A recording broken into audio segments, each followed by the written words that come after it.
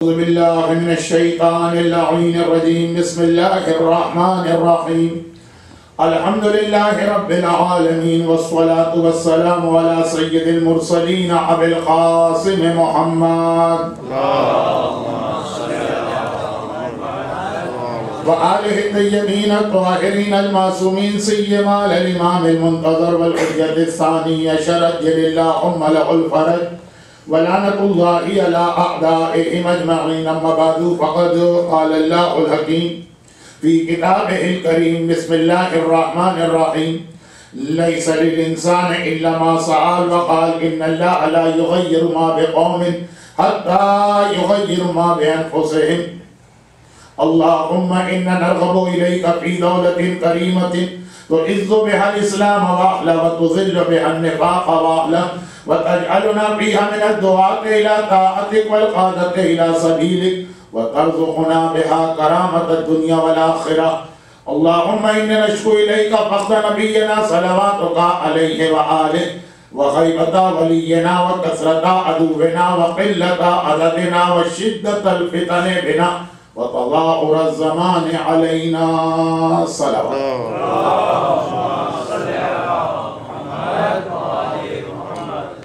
آج کی میری تقریر سے پہلے کی اسپیچ نے یہ ماحول تیار کر دیا کہ اب ماہ مبارک رمضان ہم اسے الوداع کہہ رہے ہیں. خدا حافظ کہہ رہے ہیں. رمضان کا یہ مہینہ جا رہا ہے. اس حوالے سے دو تین بہت مختصر گزارشات کر کے ایک مسئلہ فقہی کی ذرا سی وضاحت اور پھر میں اپنے عنوان پہ آ جاؤں گا. ماہ مبارک رمضان جب اختتام کو پہنچ رہا ہوتا صاحبان ایمان بہت تھکے تھکے نظر آتے ہیں. آخری راتوں کی شب بیداری پوری رات جو جاگ کے لوگ اعمال میں گزارتے ہیں اس کے آثار چہرے پہ ہوتے ہیں. فزیکلی بھی آدمی اپنے آپ کو ذرا سا ویک محسوس کر رہا ہوتا. لیکن اگر آپ حدیثوں میں نگاہ ڈالیں گے تو پتہ چلے گا کہ آخری ماہ رمضان میں عبادتیں اعمال اور دعائیں بڑھا دی گئی. اس کی بہت ساری وجوہات ہو سکتی ہیں لیکن اس وقت جو بات مجھے عرض کرنا کہ آخری رمضان کی بعض عبادتیں ایسی جو ذرا سی ڈاؤٹ یا شک والی بن جاتی ہیں مون سائٹنگ کی وجہ سے. کیونکہ ابھی نماز عید کا اناؤنسمنٹ ہوا کہ 8:15 پر ان دا مارننگ ہم دعائیں ندبہ شروع کریں گے. 8:30 پہ تکبیرات ہوں گی. 8:45 نماز عید ہوگی. گھر کے اسی دن جمعہ نماز بھی ہوگی اگر عید جمعے کو پڑھ گئے. تو اب یہ سارے جو اناؤنسمنٹ ہوئے کہ ٹائمنگ آپ کو بتا دیے گئے, ڈیٹ نہیں بتائی گئی کیونکہ آپ کو معلوم ہے کہ مون سائٹنگ کا پرابلم. اور دو اس سال بہت ہی مشکل ہے کہ کوئی کسی قسم کا پرابلم یا کنٹروورسی پیدا ہو. لیکن یہ اس وقت میرا موضوع نہیں ہے. مجھے اس سے ریلیٹڈ عرض یہ کرنا ہے کہ آخر رمضان یعنی جو لاسٹ روزہ رمضان کا ہوتا اس سے پہلے والی رات جو لاسٹ نائٹ آف رمضان کہلاتی, اس رات کے عمل بھی بہت اہم.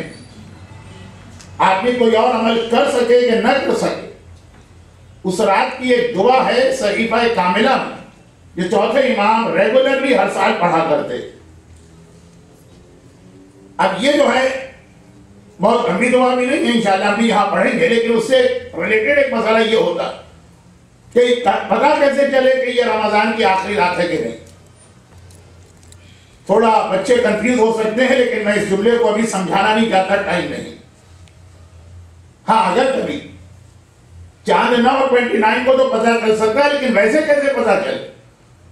یہ جمعۃ الوداع کا جو مسئلہ اس وقت انڈیا اور پاکستان میں کھڑا ہو گیا کہ کل کا فرائیڈے ہم الوداعی فرائیڈے مانیں کہ نیکسٹ فرائیڈے اور ہم کو ملے گا, کیونکہ انڈیا اور پاکستان میں بہت زیادہ چانسز ہے کہ عید سیٹرڈے کو ہوگی. اب میں بہت ڈیٹیل میں نہیں جا رہا، میں تو اپنے جعفریہ ہال کے اعمال کے حوالے سے ایک بات کر رہا ہوں. تو جو لاسٹ نائٹ آف رمضان کے اعمال ہوتے ہیں اس کا حکم یہ ہے کہ 28ویں روزے کے بعد 28 روزے کے بعد جو 29 کی رات آئی یہ اعمال اس میں کیے جائیں، اور اگر چاند نہیں ہوا تو یہ اعمال ریپیٹ بھی ہو جائیں. اسی طرح تو جمعۃ الوداع کے اعمال، اگر یہ ڈاؤٹ ہے کہ پتہ نہیں نیکسٹ فرائیڈے جمعہ ہو رمضان کا کہ عید ہو جائے تو اس جمعے کو اعمال ہوتے ہیں، اور اس کے بعد نہ ہوا اگر چاند تو نیکسٹ فرائیڈے کو بھی ہوتے ہیں. اور یہ اسلام کا ایک ایسا اصول ہے جس کی بنا پر بعض علماء اور عالم اسلام میں ایک فرقہ، بحری فرقہ، وہ اس جانب چلا گیا کہ رمضان ہمیشہ 29 ڈیز کا ہوگا، فکس کیلنڈر. کچھ حدیثیں ہیں، یہ ایسا نہیں ہے کہ یہ نظریہ بالکل ہی بیکار ہے. ایک آدھ حدیث ایسی آئی ہے جس میں چونکہ معصوم نے یہ اشارہ کیا کہ ہمیشہ 29 رمضان کو آخری رمضان کی رات مان کے عمل کرو، تو لوگوں نے اس سے نتیجہ یہ نکالا کہ رمضان ہمیشہ ہوگا ہی 29 کا. دیکھیں یہ جملہ میرا سب کی سمجھ میں نہیں آیا ہو، بہت سے ذہن ابھی گھوم رہے ہوں گے اور چکرا رہے ہوں گے. میں ان سے معذرت کرتا ہوں، میں اس کو سمجھانا بھی نہیں چاہ رہا ہوں. لیکن باقاعدہ ہمارے پاس کچھ حدیثیں ایسی آئی ہیں جن میں سے ایک حدیث اعمال کے حوالے سے لاسٹ نائٹ آف رمضان کے اعمال ہمیشہ 29 رمضان کی رات کو کرو، یعنی 28 روزے کے بعد، جس سے یہ نتیجہ لوگوں نے نکالا کہ رمضان ہوتا ہی ہمیشہ 29 کا. بحری فرقے کا کیلنڈر بن گیا جس میں رمضان ہمیشہ 29 کا ہوگا. ایک تو اور بھی اس کی وجوہات ہے، خالی یہ نہیں، لیکن میں صرف یہ بتانا چاہ رہا ہوں کہ ویڈنسڈے کو ہماری تقریر سے پہلے اور دعا افتتاح کے بعد 10 سے 15 منٹ کی ایک بہت اہم دعا ہے، وہ آپ کو پڑھنا. یہاں پہ نہ ہو، گھر پہ ہو تو گھر میں پڑھی، لیکن اسی دعا کے حوالے سے اچھا پھر اس کے بعد عید کی رات کو پتہ چل جائے گی. عید کی رات کے بھی اپنے اعمال ہیں، وہ ایک الگ ٹاپک ہے جو میں بالکل آخری تقریروں میں لے کر آؤں گا، جب ہم کائنات کی سب سے بڑی عید کا تذکرہ کر رہے ہوں گے. کائنات کی سب سے بڑی عید وہ نہیں ہے جو ہر سال رمضان کے آخر میں آتی. اس عید کو تو راوی جب چھٹے امام کو مبارکباد دینے گیا تو امام رو رہے. یہ عید جو ہمارے اور آپ کے اسٹیٹس سے یہی بہت بڑی خوشی، لیکن روایت ہے نا کہ جب راوی اس دن امام کے پاس گیا مبارکباد دینے تو امام تو گھر میں بیٹھے رو رہے. مولا یہ عید کا دن اور آپ رو رہے ہیں. تو امام کا جملہ یہ تھا کہ ہماری عید یہ کہا، ہماری عید تو وہ ہے جس دن ہمارا بیٹا ظاہر ہو کر تمام دنیا سے ظلم کا خاتمہ کرے گا، ہمارے خون کا انتقام لے گا، ہمارے چاہنے والوں کے خون ناحق کا ریونج لے گا، پھر وہ ہوگی اصلی. تو ہماری جب امام کہہ رہے کہ وہ ہماری اصلی عید ہے تو ہم تو امام کے غلام، جو امام کہیں گے وہ ہم کہیں گے. جس دن امام خوش اس دن ہم خوش، چاہے ہمارے گھر میں میت پڑی، اور جس دن امام غمگین اس دن ہم غمگین، چاہے ہمارے بیٹے کی شادی ہو رہی. تو اب امام جب فرما رہے ہیں کہ ہماری اصلی عید تو وہ ہے جس دن امام زمانہ ظاہر ہو، جس دن ہمارا بیٹا حکومت کرے. اس لیے نہیں کہ بیٹا حکومت کر رہا، اس لیے کہ ہر مظلوم کو اس کا حق مل رہا، اس لیے کہ ہر شہید کے خون کا بدلہ لیا جا رہا، اس لیے کہ ہر ظالم سزا پا رہا. تو وہ جو ہماری اصلی عید ہے، جو انشاءاللہ منڈے، ٹیوزڈے اور ویڈنسڈے کی 3 تقاریر ذرا زیادہ تفصیل کے ساتھ بیان آئے گا امام زمانہ کے ساتھ ہی ہوگا، جو انشاءاللہ ہم اور آپ بھی ہو سکتے ہیں. تو اس میں یہ چیز میں بتاؤں گا کہ شب عید کے اعمال کی اہمیت اور پھر خود عید کے اعمال کی اہمیت. تو آج تو میں نے آخر رمضان کے اعمال کی اہمیت جو بتائی، تو اس کے اندر ایک جملہ میں اپنا پرسنل بتانا چاہتا ہوں. ابھی تک ساری باتیں جس کا تعلق ہماری عبادتوں سے تھا، ایک پرسنل آخر رمضان کی دعا پڑھیے گا ضرور، چاہے آپ یہاں نہ آ سکیں، اور بہت مشکل ہے ویڈنسڈے کو ورکنگ ڈے میں لانگ ویکینڈ کے بعد جانے والے کیسے آ پائیں گے، ان کی مجبوریاں. تو گھر میں یہ دعا پڑھیے گا، اس کا ترجمہ سمجھ، اور اس کے اندر امام کا ایک جملہ یہ ہوگا کہ امام پہلے تو رمضان سے اس طرح بات کریں گے جیسے آدمی واقعا کسی زندہ جیتے جاگتے آدمی سے بات کرتا. اے اللہ کے مہینے، اے میرے گھر میں 1 مہینے مہمان رہنے والے، تو اب جا رہا ہے، ہم تجھے خدا حافظ کہنے پہ مجبور ہیں. رمضان کو ہم روک نہیں سکتے ہیں، لیکن ہم تجھے خدا حافظ خوشی کے ساتھ نہیں کہہ رہے ہیں، بڑے غم کے ساتھ کہہ رہے ہیں. اب اس کے اوپر میں ایک الگ مجلس پڑھتا ہوں جس کا آج موقع نہیں، کہ ہمارے یہاں لوگ رمضان کے آنے سے پہلے بہت ڈرتے ہیں. رمضان آ رہا ہے، رمضان آ رہا ہے، کتنی گرمی ہوگی، اتنے گھنٹے ہوں گے، کھانا نہیں پینا نہیں، ایک ٹینشن سا ہوتا ہے ذہن پہ.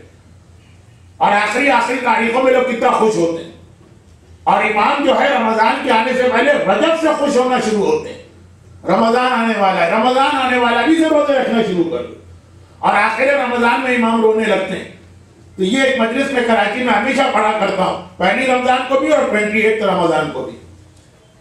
یہاں پہ اتنے سارے میرے پاس ٹاپک ہیں کہ میرے پاس موقع نہیں ہے چھوٹی چھوٹی باتوں. لیکن اس حوالے سے 2 باتیں، ایک شریعت کی اور ایک میری ذاتی. شریعت کی بات یہ ہے کہ خدا نہ کرے آپ کا کسی سے جھگڑا ہو گیا انڈیا اور پاکستان والا. ہو سکتا ہے یہاں بھی کوئی مافیا سے جھگڑا ہو جائے، اور وہ وہاں جس سے جھگڑا ہوا وہ پکڑا گیا اور اس کو 5 سال کی جیل ہو گئی. اور وہ ہے بڑا خطرناک آدمی، پورا خنڈا، بدماش، گینگسٹر. بمبئی کی زبان میں بھائی،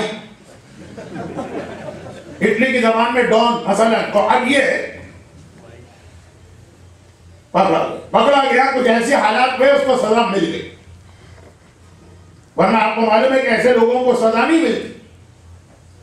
ہم اور آپ غریب لوگ پاکستان میں پولیس کو خریدتے ہیں، یہ لوگ تو ججوں کو خریدتے ہیں. تو خلاصہ یہ کہ بہرحال ایسے حالات میں اس کو مل گئی سزا. گیا وہ دھمکی دے کے گیا. بہت سلینگ لفظ استعمال کر رہا ہوں گھر کے، اچھا نہیں لگ رہا ممبر، کہ بچوں دیکھنا 5 سال کیسے گزرتے، نہ تم کہیں مرنے جا رہے ہو نہ میں مر رہا ہوں، پھر آ کے دیکھنا میں کیسا انتقام لیتا. 4 ساڑھے 4 سال میں تو ہم نے توجہ ہی نہ دی. اب اس کے بعد 6 مہینے رہ گئے اس گنڈے بدماش کے، اس گینگسٹر کے جیل سے آنے میں. 3 مہینے رہ گئے ہیں، 1 مہینہ رہ گیا ہے، 2 دن رہ گئے. وہ 5 سال کی اپنی قید کا ہم سے بھرپور ریونج لے گا. راتوں کی نیند اڑ جائے گی، کبھی بچوں کی فکر ہوگی ان کو نہ اٹھا لے، کبھی عورتوں کی فکر ہوگی، خاندان کی عورتوں کی عزت نہ تباہ ہو جائے، کبھی اپنی فکر ہوگی، راتوں کی نیند اڑ جائے گی. اچھا ہے کہ ہم میں سے کوئی اس مسئلے میں کبھی پڑھا نہیں، لیکن جو واقعاً ایسے مسئلے میں انوالو ہوئے. جھگڑا چھوڑیے، پاکستان کی بات کر رہا ہوں کیونکہ میجورٹی پاکستان کی. مسئلہ کوئی اور تھا، ہم خالی وٹنس بن کے کورٹ میں گئے تھے اس کے اگینسٹ، اور یہ دھمکی دے کے جیل میں گیا تھا کہ دیکھنا 5 سال بعد میں واپس آ رہا ہوں. ہمارا کوئی انوالومنٹ نہیں تھا، لیکن وٹنس سے مجبور تھے ہم جانے. جج نے کورٹ نے ہم کو سمن بھیج کے بلایا. راتوں کی نیند اڑ جاتی ہے. اس سے زیادہ مومن کو ٹینشن ہونا چاہیے. 1 مہینے شیطان جیل میں رہا ہے ہماری وجہ سے. یہ رمضان شیطان قید میں چلا جاتا، اب اس کی آزادی کا دن آنے والا. کیا وہ ہمیں چھوڑ دے گا؟ کیا وہ ہمیں بخش دے گا؟ کیا وہ ہمیں معاف کر دے گا؟ جیل میں بے شک اللہ نے ڈالا، اس کا زور اللہ پہ تو نہیں چلے گا، ہمارا پر تو چلے گا نا. واقعاً جن کو پتا ہے شیطان کسے کہتے ہیں، جن کو پتا ہے شیطان قید سے رہا ہوگا تو وہ کس طرح ریونج لے گا. ان راتوں کی نیند اڑ جانی چاہیے آخری راتوں میں. اس طرح سے نہیں گرنا چاہیے کہ ایک دم سے اہلے میں گرمی پلٹ کے آ گئی ہے، چلے 5 ہی دن تو رہ گئے، ارے چلو 4 ہی دن تو رہ گئے. ایک دوسرے سے کہہ رہے ہیں 5 دن کے بعد عید ہوگی. راتوں کی نیند اڑنا چاہیے. 5 دن کے بعد شیطان قید سے رہا ہو کے آ رہا ہے، وہ ہم کو دھمکی دے کے گیا. اللہ کے سامنے کہہ کے گیا لَأُغْوِيَنَّ أَجْمَعِينَ، ایک تیرے بندے کو بیٹھاؤں گا. کیا گزرے گی ہم پر جنہیں واقعاً معرفت رمضان ہے، معرفت عید ہے، معرفت شیطان. راتوں کو نیند نہیں آئے گی شیطان کے انتقام سے. اب ایک جملہ ٹانک کے پھر میں واپس چلا جاؤں جہاں سے بات شروع کی، صرف ایک جملہ. اچھا تو اس پرابلم کا سلوشن کیا؟ شیطان تو اگر ہر سال رمضان میں قید ہوگا تو عید میں چھوٹ جائے گا، وہ تو انتقام لے گا. ایک ہی امام آ جائیں اپنی تلوار سے شیطان کی گردن کاٹ دے جو ہو کے رہے. ایک ہی بار تو شیطان مارا جائے گا نا. امام جب آئیں گے ظہور امام کے بعد خالی دجال نہیں مارا جائے گا, خالی سفیانی نہیں مارا جائے گا. شیطان کی اصل عید وہ ہے, اصل عید وہ ہے جو امام کا جملہ ہے اس میں اس کو بڑھا دیجئے, کیونکہ اس وقت جو شیطان گیا تو اب پھر کبھی واپس نہیں آئے. رمضان میں جو شیطان جیل میں گیا تو ابھی عید کے دن واپس آ رہا. بعض اوقات میرے مذاق کے جملوں کو لوگ نہیں سمجھ پاتے. کل میں نے مشتاق بھائی سے ایک مذاق کیا تھا کہ ایک بات انہوں نے خالی میری نہیں مانی. آج میں مسعود صاحب سے مذاق کر رہا ہوں, پہلے سے کہہ کے اعلان کر کے کہ میں مذاق کر رہا ہوں. یہ ہائی انرجی تو اصل میں شیطان ہے. اب جو آئے گا نا وہ عید کے دن وہ ہائی انرجی بھی اور ہائی ہو جائے گی. ایک مہینے تک اس نے ریسٹ بھی لے لیا. اب دیکھیے اصل عید ہماری ظہور امام ہے, تب آ کے شیطان کی گردن کٹے گی, پھر ہم اطمینان سے گھروں میں چین کی نیند سوئیں گے. اب کوئی شیطان رہا ہی نہیں. اس سے پہلے رمضان کو خدا حافظ کہتے ہوئے اس لیے بھی غمگین ہونا ہے, اس ایک مہینے میں کم از کم اس مہینے نے ہم کو شیطان سے بچایا. اور عید کے دن ڈرنا ہے اس وجہ سے کہ آ جا رہا ہے, اور مزید تفصیل اس کی عید کے خطبے میں میں بیان کیا کرتا ہوں, تاکہ اس وقت جو گناہ ہو چکے ہوں, ایک رات پہلے کہتے تو لوگ پریشان ہو جائیں گے, اس وقت عید کے خطبے میں کرو تاکہ داڑیاں شیو ہو ہی چکی ہوں. اب آدمی کہے گا مولانا آپ نے ذرا ٹو لیٹ بتایا, اب تو داڑھی شیو ہو گئی. عورتیں بیوٹی پارلر سے تیار ہو کے آ چکی ہوں, فجر کی نمازیں لوگ قضا کر چکے ہوں. اللہ نہیں, میں مذاق کی بات کر رہا ہوں, آپ حضرات سے کہ یا بتانا پڑ رہا ہے مجھے. دیکھیں یہ میں مذاق کر رہا ہوں, یہ میں سیریس کر رہا ہوں. اور اسی لیے اس سال ماہ مبارک رمضان کی پہلی تاریخ کو افطار کے موقع پہ میز پہ میں نے جملہ کہا تھا, اور آج 25 دن کے بعد یہ جملہ ایک طرح سے واپس لے رہا. پہلی رمضان مشتاق بھائی بیٹھے تھے, امین مٹھانی صاحب بیٹھے تھے, ہم لوگ افطار کر رہے تھے. میں نے کہا الحمدللہ اس سال میرا وہ 3 سال کا وعدہ ایسے سے پورا ہوا. 3 سال کا میرا وعدہ تھا کہ 3 رمضان پڑھوں, بس 3 سال کے قید بامشقت اس سال ختم ہونے جا رہے ہیں. اس وقت یہ جملہ تھا, وہ بھی اگر کہ مذاق میں تھا لیکن پھر بھی تھوڑا سیریس بھی تھا. لیکن اب واقعا غمگین ہو رہا ہے کہ یہ 3 سال ہی کیوں تھے, یہ 6 اور 9 کیوں نہ تھے.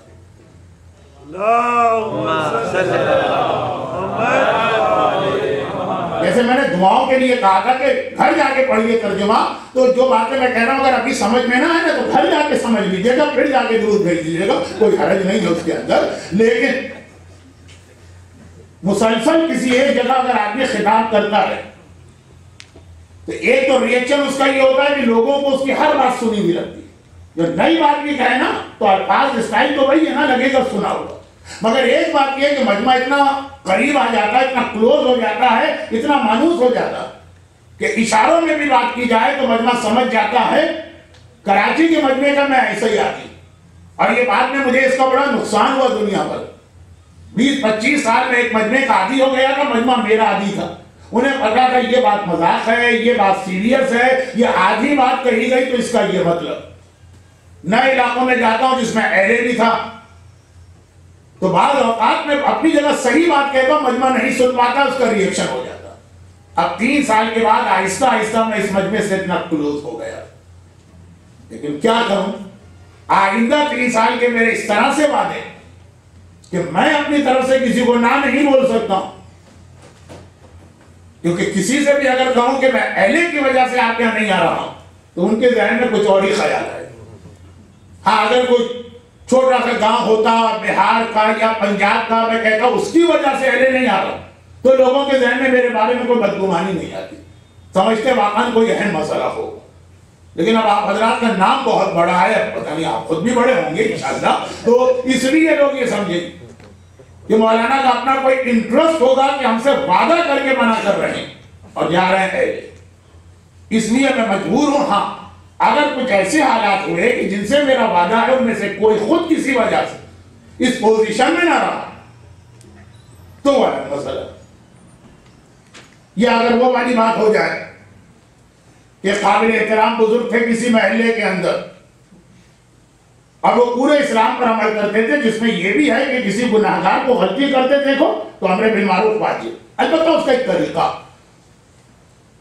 اور ان کا اتنا احترام تھا کہ ہر آدمی ان کی عزت کرتا، حتیٰ جو دنیا کے سب سے سخت پروفیشن میں سے ہے قصائی کا پروفیشن، امام نے کہا نا کہ یہ پروفیشن اختیار نہ کرنا کیونکہ اس سے دل سخت ہو جاتا ہے۔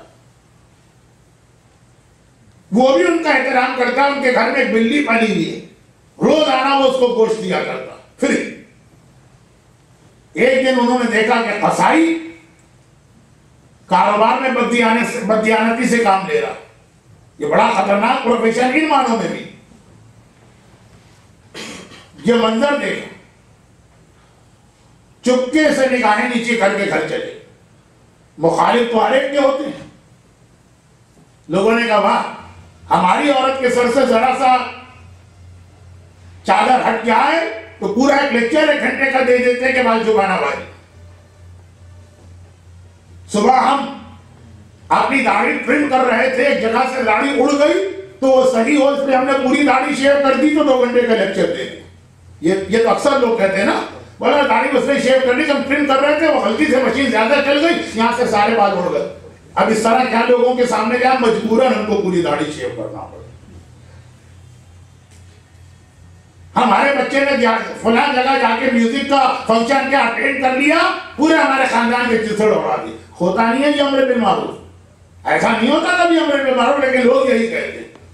وہ قصائی ہے نا، روزانہ ان کے گھر میں آدھا کلو گوشت 1 پاؤنڈ گوشت بھجواتا ہے نا، اس نے غلطی کی تو نگاہیں نیچی کر کے چلے گئے۔ تھوڑی دیر کے بعد واقعی اور آنے کے بعد امر بالمعروف شروع کرتے۔ قصائی پہلے حیران ہوا، پھر غصے میں آ گئے، میں آپ کا اتنا خیال کروں، میں آپ کی اتنی رسپیکٹ کروں، میں روزانہ آپ کی بلی کے لیے 1 پاؤنڈ گوشت بھیجوں اور آپ نے اتنا بھی خیال نہ کیا تعلقات کا، آج سے آپ کے گھر میں میری دکان سے کوئی گوشت نہیں جائے گا۔ کہنے لگے مجھے پہلے سے پتا، اسی لیے امر بالمعروف کرنے سے پہلے میں نے گھر جا کے اس بلی کو گھر سے نکال باہر کیا کہ جب تک کہ میرے گھر میں بلی رہے گی، تیرے سامنے میری آنکھ نیچی رہے گی، میں کھل کے بات نہیں کر سکوں گا، پہلے وہی گھر سے نکال دوں تاکہ گوشت والا تھریڈ چلے۔ تو اگر ایسا کوئی مسئلہ میرے ساتھ ہو گیا، اب لوگ میرے جملے بھی نہیں سمجھتے۔ 2 سال پہلے میں نے ایک دن کہا تھا کہ بعض اوقات علماء کو رکھنا ہاتھی رکھنے کے برابر ہے، اس دن سے میرا ٹائٹل ہاتھی ہو گیا۔ مسعود زیدی صاحب میں خالی قبر والا مولانا ہی نہیں کہلاتا ہوں۔ لاس اینجلس کے بعد بڑے خوش اخلاق اور متقی مومنین مجھے ہاتھی بھی کہا کرتے ہیں۔ خیر، وہ اپنی جگہ ان کا مسئلہ ہے، لیکن عرض یہ کر رہا ہوں کہ کوئی بلی نہیں پلی، لیکن ہو سکتا ہے کہ میں کوئی تقریر کر رہا ہوں، میں حجاب عورت پہ تقریر کر دوں، اور اگلے سالوں میں جس امام باڑے میں جا رہا ہوں ان پریزیڈنٹ صاحب کی بیوی بے حجاب ہو تو میرے اوپر بینڈ لگ جائے تو پھر میں پہلے آ جاؤں گا۔ وہ خلاص یہ میری کہانی ہے، کئی جگہ میرے ساتھ یہ ہو چکا۔ مولانا ہم تو اتنی عزت کے ساتھ آپ کو دعوت دے کے بلا رہے، آپ نے ہماری ہی بیوی اس کو مسترمج بنا دیا۔ نہیں آئیں گے آپ آئندہ سال نہیں، جب تک میں زندہ ہوں آپ نہیں آئیں گے۔ موت کے بارے میں کوئی بھروسہ نہیں ہے، لیکن اس قسم کے جتنے دھمکیاں دینے والے تھے اب تک جتنے تھے وہ سب دنیا سے جا چکے ہیں، لیکن اس سال تک تو میں ابھی تک زندہ ہوں، کم از کم 952 تک تو میں زندہ ہوں آپ کے سامنے۔ تو یہ دھمکیاں چلتی رہتی ہیں، لیکن اگر ایسا کچھ ہو گیا تو میں انشاءاللہ آپ کی دعوت قبول کروں گا۔ اتنی سی بات کا کتنا لمبا میں نے جواب دے دیا۔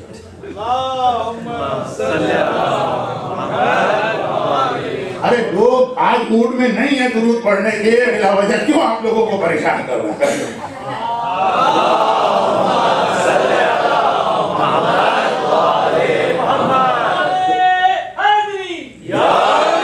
تو واقعا مجھے بڑی خوشی ہے، اور بہت کم ایسے مواقع آتے ہیں کہ میں اپنے اگلے سال کے وعدے پر نظر ثانی کرنے پہ غور کر رہا ہوں۔ ابھی میرے ہاتھ پاؤں کٹے کیونکہ جو زبان سے نکلا ہوا وعدہ وہاں سے جب تک منع نہ ہو میں منع نہیں کر سکتا ہوں، لیکن انشاءاللہ اگر کوئی صورتحال بنی تو یہ پورا مجمع ہی 3 سال سے مجھے سن رہا، مانوس بھی ہو گیا، میرے الفاظ بھی سمجھنے لگے، میری آدھی بات بھی ان کی سمجھ میں آ جاتی، اور پھر یہاں کا ماحول، اور پھر اعمال، اور پھر والنٹیئر، اور پھر خواتین کی وہ بہترین سروس جو شوہروں کے لیے نہیں ہوتی ہوگی ویسٹ کے اندر، لیکن روزے داروں اور سحری کرنے والوں کے لیے، تو اللہ ان سب کی توفیقات بڑھائے۔ اب وقت بہت گزر چکا ہے، صرف ایک چھوٹا سا مسئلہ اس لیے میں ابھی بتانا چاہ رہا ہوں کہ وہ تقریر میں 2 دن پہلے آیا تھا اور کراچی کا ماحول ذہن میں تھا کہ آدھی بات میں نے کہی تو آدھی بات مجمع سمجھ جائے گا، اس لیے میں نے اس کی وضاحت نہیں۔ اس مسئلے کے لیے بھی میں نے اتنا لمبا آپ کو لیکچر دیا، تو اب وہ سوال جواب میں آنا چاہیے۔ آج سارے مسائل سوال جواب میں جا رہے ہیں، مگر یہ چونکہ تقریر میں آ گیا تھا، کئی لوگ ہیں جو تقریر کے بعد نہیں بیٹھ سکیں گے اپنی مجبوریوں سے، اس لیے میں اس کو بہت مختصر بتا رہا ہوں۔ اور وہ یہ ہے کہ وہ بطور مسئلہ نہیں آیا، مسئلہ تو آج صرف ایک ہی بتا رہا ہوں کہ اسلام نے سلام کا جواب دینا واجب، حتیٰ اگر آپ نماز میں اور کوئی آپ کو سلام کرے تو آپ پر واجب ہے کہ آپ نماز روک کے جواب دیں۔ اللہ کی نماز روکی جائے گی اور اس کو جواب دیا جائے گا، یہ مومن کا حق ہے۔ مجمع عام کو سلام کرے تو کوئی ایک جواب دے گا، لیکن کوئی ایک بھی نہ دے تو پھر سب گناہ گار ہوں گے۔ اس سلام کے اندر وہ سلام بھی آتا جو بعض اوقات اسپیکر، بعض اوقات کمپیئر، بعض اوقات اسٹیٹ سیکریٹری، وہ جو آ کے کبھی سلام کرتے ہیں، وہ سلام بھی وہ ہے جس کا جواب دینا واجب، حتیٰ حالت نماز میں ہو تو جواب دینا واجب۔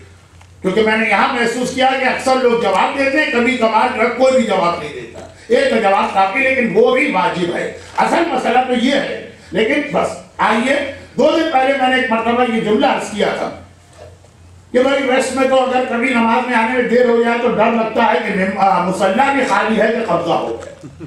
اب یہ بات جو تھی ذرا مذاق کے انداز میں تھی، ذرا سیریسلی لے کے اس کو فقہی مسئلہ۔ اب 3 سال کے بعد میرا مجمع یہ باتیں سمجھنے لگے گا، ابھی 3 سال میں 5 دن باقی، تو اس لیے میں خود سمجھا رہا ہوں کہ دیکھیے شریعت میں یہ ضروری نہیں ہے کہ نماز جماعت کوئی عالم ہی پڑھائے، جو آدمی بھی جماعت پڑھانے کی صلاحیت رکھتا ہے وہ نماز جماعت پڑھا سکتا، اور نماز پڑھانے کی صلاحیت میں 2 ہی اہم چیزیں آتی ہیں۔ نمبر 1 اس کے قرأت صحیح، قرأت کا مطلب یہ نہیں ہے کہ وہ عربوں کی طرح پڑھے، قرأت کی مطلب یہ نہیں کہ جو قرآن کے قاری ہیں ان کی طرح پڑھے، بلکہ بعض اوقات عرب اپنی زبان غلط پڑھتے ہیں۔ قرأت کا مطلب یہ ہے کہ عربی کے جو الفاظ سے سین سواد ہے یہ کم از کم وہ الگ الگ طریقے سے پڑھ سکے، جو قرآن جو عربی کا طریقہ۔ اور دوسرا یہ کہ کریکٹر وائز وہ اچھا، اندر کی حالت سوائے اللہ کے کسی کو نہیں پڑھتا، لیکن ظاہری اعتبار سے جتنا آپ کا اس سے انٹریکشن ہوا، آپ نے دیکھا ہے کہ آدمی مقدس ہے، متقی ہے، پرہیزگار ہے، گناہ نہیں کرتا، اگر گناہ ہو جائے تو اتنا خوف خدا ہے کہ فوراً توبہ کر کے سمجھ جاتا ہے، جس کو ان شارٹ فقہی زبان میں کہتے ہیں عادل۔ تو خالی علماء عادل نہیں ہوتے، عوام بھی عادل ہوتے، ورنہ سوسائٹی چل نہیں سکتی۔ نجاست کی گواہی عادل دیتا ہے، طہارت کی گواہی عادل دیتا ہے، قبلے کی گواہی عادل دیتا ہے، چاند کی گواہی عادل دیتا ہے۔ معاشرہ چل نہیں سکتا اگر ہم کہیں کہ صرف نماز پڑھانے والا ہی عادل ہے۔ تو عادل کا لفظ ایسا ہے کہ بہت سارے ہمارے بزرگ و نوجوان علماء ہی جیسے عادل ہیں، بلکہ بعض علماء سے زیادہ عادل۔ تو اگر نماز کی صلاحیت ہے، کردار بھی اس کا صحیح ہے۔ اور اسی لیے ایک مسئلہ آ گیا پہلے کہ خود نماز پڑھانے والا جانتا ہے کہ مثلا میں گھر میں کھلا گناہ کرتا ہوں، وہ تیار نہیں ہے، لیکن آپ کہہ رہے ہیں کہ ہم اس کو عادل سمجھتے ہیں۔ عادل نہیں معلوم ہے کہ ہم نے اس کو ظاہری اعتبار سے اچھا دیکھا۔ اب یہ ہر نئے آدمی کے بارے میں نہیں کہا جائے گا جس کا کوئی بیک گراؤنڈ آپ کے پاس وہ نماز پڑھا سکتا، اور اگر نماز پڑھانے والے کے آنے میں دیر ہو رہی ہے، وقت فضیلت نکلا جا رہا ہے، تو یقیناً جو آدمی بھی وہاں صلاحیت رکھتا ہے نماز پڑھا۔ اب اس کے بعد ایک ایسا مسئلہ آتا جس میں آقا سیستانی کا نظریہ الگ اور آقا خوئی اور آقا خامنائی کا نظریہ الگ، یعنی آقا خوئی اور آقا خامنائی کا ایک نظریہ ہے، لیکن آقا سیستانی جو ہے وہ کہتے ہیں کہ میرے اعتبار سے یہ ایسا نظریہ ہے۔ آقا خوئی اور آقا خامنائی فرماتے ہیں کہ اگر غیر عالم نماز پڑھانے لگے، اس کے نتیجے میں علماء جو ہیں ان کا احترام اور عزت کم ہونے لگے، تو پھر غیر عالم کے لیے جائز نہیں ہے عالم کی موجودگی میں نماز پڑھانا۔ آقا خامنائی کی جو کتاب سوالات اور ان کے جوابات ہیں، اس کے اندر نماز جماعت میں مسئلہ موجود، اس کی ورڈنگ پڑھ دوں۔ نوجوانوں نے لکھا کہ ہم نوجوان کبھی کبھار ہماری گیدرنگ ہوتی ہے، وقت نماز آ جاتا اور ہم اپنے میں سے کسی ایک کو کھڑا کر کے اس کے پیچھے نماز پڑھتے ہیں۔ تو جواب دیا کہ یہ بالکل جائز ہے، لیکن اگر یہ سبب تضعیف مقام علماء بنے تو جائز ہے۔ لیکن آقا سیستانی سے جب میری ورڈنگ میں یہ مسئلہ پوچھا گیا کہ اگر اس طرح سے غیر عالم نماز پڑھانے لگے تو جو علماء کا ایک رہا سہا ہمارے عالم کی ضرورت کو پڑتی ہے، استخارے کے وقت ضرورت پڑتی ہے، کسی کے بیٹی پیدا ہو جائے اب وہ جا کے پوری ڈکشنری چھان مارے کہ نیا نام کیا ہے، اس کے لیے ضرورت پڑتی ہے، یا نماز جنازہ کے لیے ضرورت پڑتی ہے، یا نماز جماعت کے لیے۔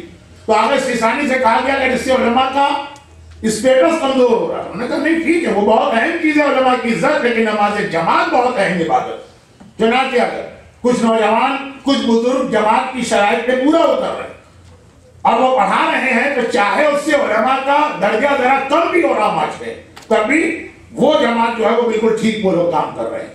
عالم کا درجہ کم کرنا وہ ایک گناہ الگ چیز ہے، لیکن اس سے جماعت غلط نہیں ہوگی۔ آغا خوی اور آغا خامنہئی نے فرمایا جماعت تو غلط نہیں ہے، لیکن میں اس عمل کی اجازت نہیں دیتا۔ اب تب وقت میں نے سمجھانا اس لیے تھا کہ یہ کس تقریر میں آ گئی تھی، لیکن